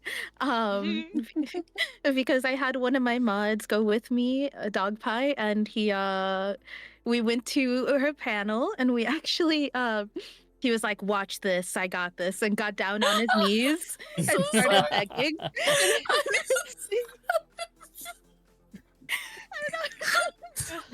It was so funny. I was like, "I didn't know you were a sub." He's like, "Well, don't worry, I'm gonna be a sub just for this."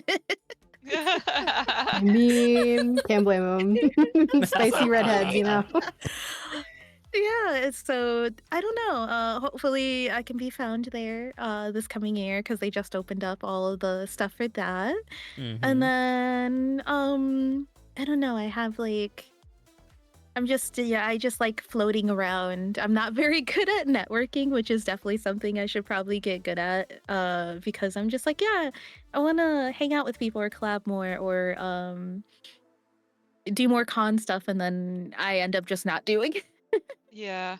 That's one of the things this Mhm. podcast is for. Like, Atra has said several times that, like, I just get some LewTubers in a room and, like, make them talk to each other about a specific topic. Works. It does. It sure does. Kitty, thank you so much for being on this pod today, and we really appreciate your input on today's topic. Thank you very, very much.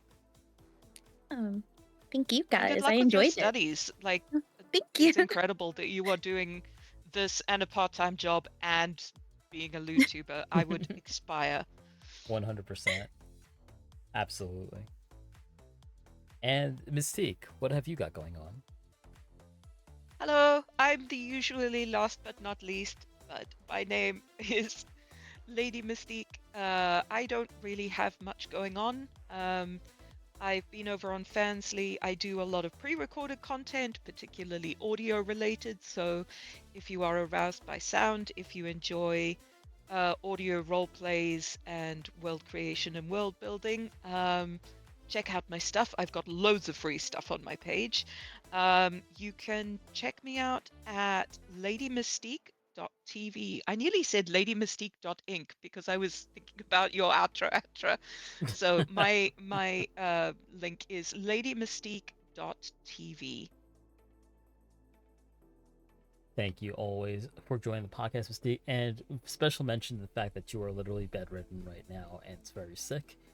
But Yes, I'm horizontal right now. I'm lying down. I've like zoomed the page into like 300% so I can see chat. And I guarantee From you bed. that our listeners cannot tell the difference. It's a testament to your resilience and your drive to be on tonight's podcast. So I do appreciate you very much for making it. Yeah, I'm sometimes more coherent than this, so you know. Yeah, absolutely. Occasionally. You are awesome. So Yeah. Oh, so thank you. Don't say So don't say kind. otherwise, please. And this is very Cut much a yourself some pod. slack for sure. I'm British. It's practically my culture to be like self-deprecating and apologize constantly. I'm gonna femdom that out of you.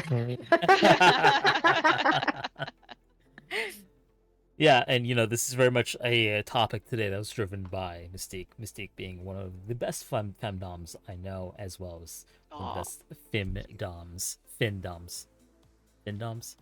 I know. Findom, femdom. Yeah. All the rhyming things. Of course. It's 4:45 in the morning, so my jokes are about this level. Yeah. So for further insight, you know, watch the rest of the podcast. Mystique has talked about Findom quite a bit throughout the last couple of episodes. But again, you know, I thank you very much, listeners, for tuning into this podcast. I know it has been a couple of months since we've last put this out there, but we have some plans for some future episodes. Yes. The next episode, which we have not planned yet, but I intend most likely to be an episode about sexual health and wellness, especially after the age of 30, which is a thing that I think there's not a lot of topics about right now. So expect to see that within a few weeks as I work to sort of get these things planned. But we have big plans for 2026. And as always, like and subscribe here on Spotify and YouTube. And I've been your host, Atramentum_X, Rise Streamer and LewD, where you can find all of my links at Atramentum.inc. That's Atramentum. LadyMystiq.inc. Thank you, Mystique. I do not have an outro video for you all, so I'll just say for now, bye. Like and subscribe. Bye, everybody. Thank you for Bye, coming. everybody. I need you back.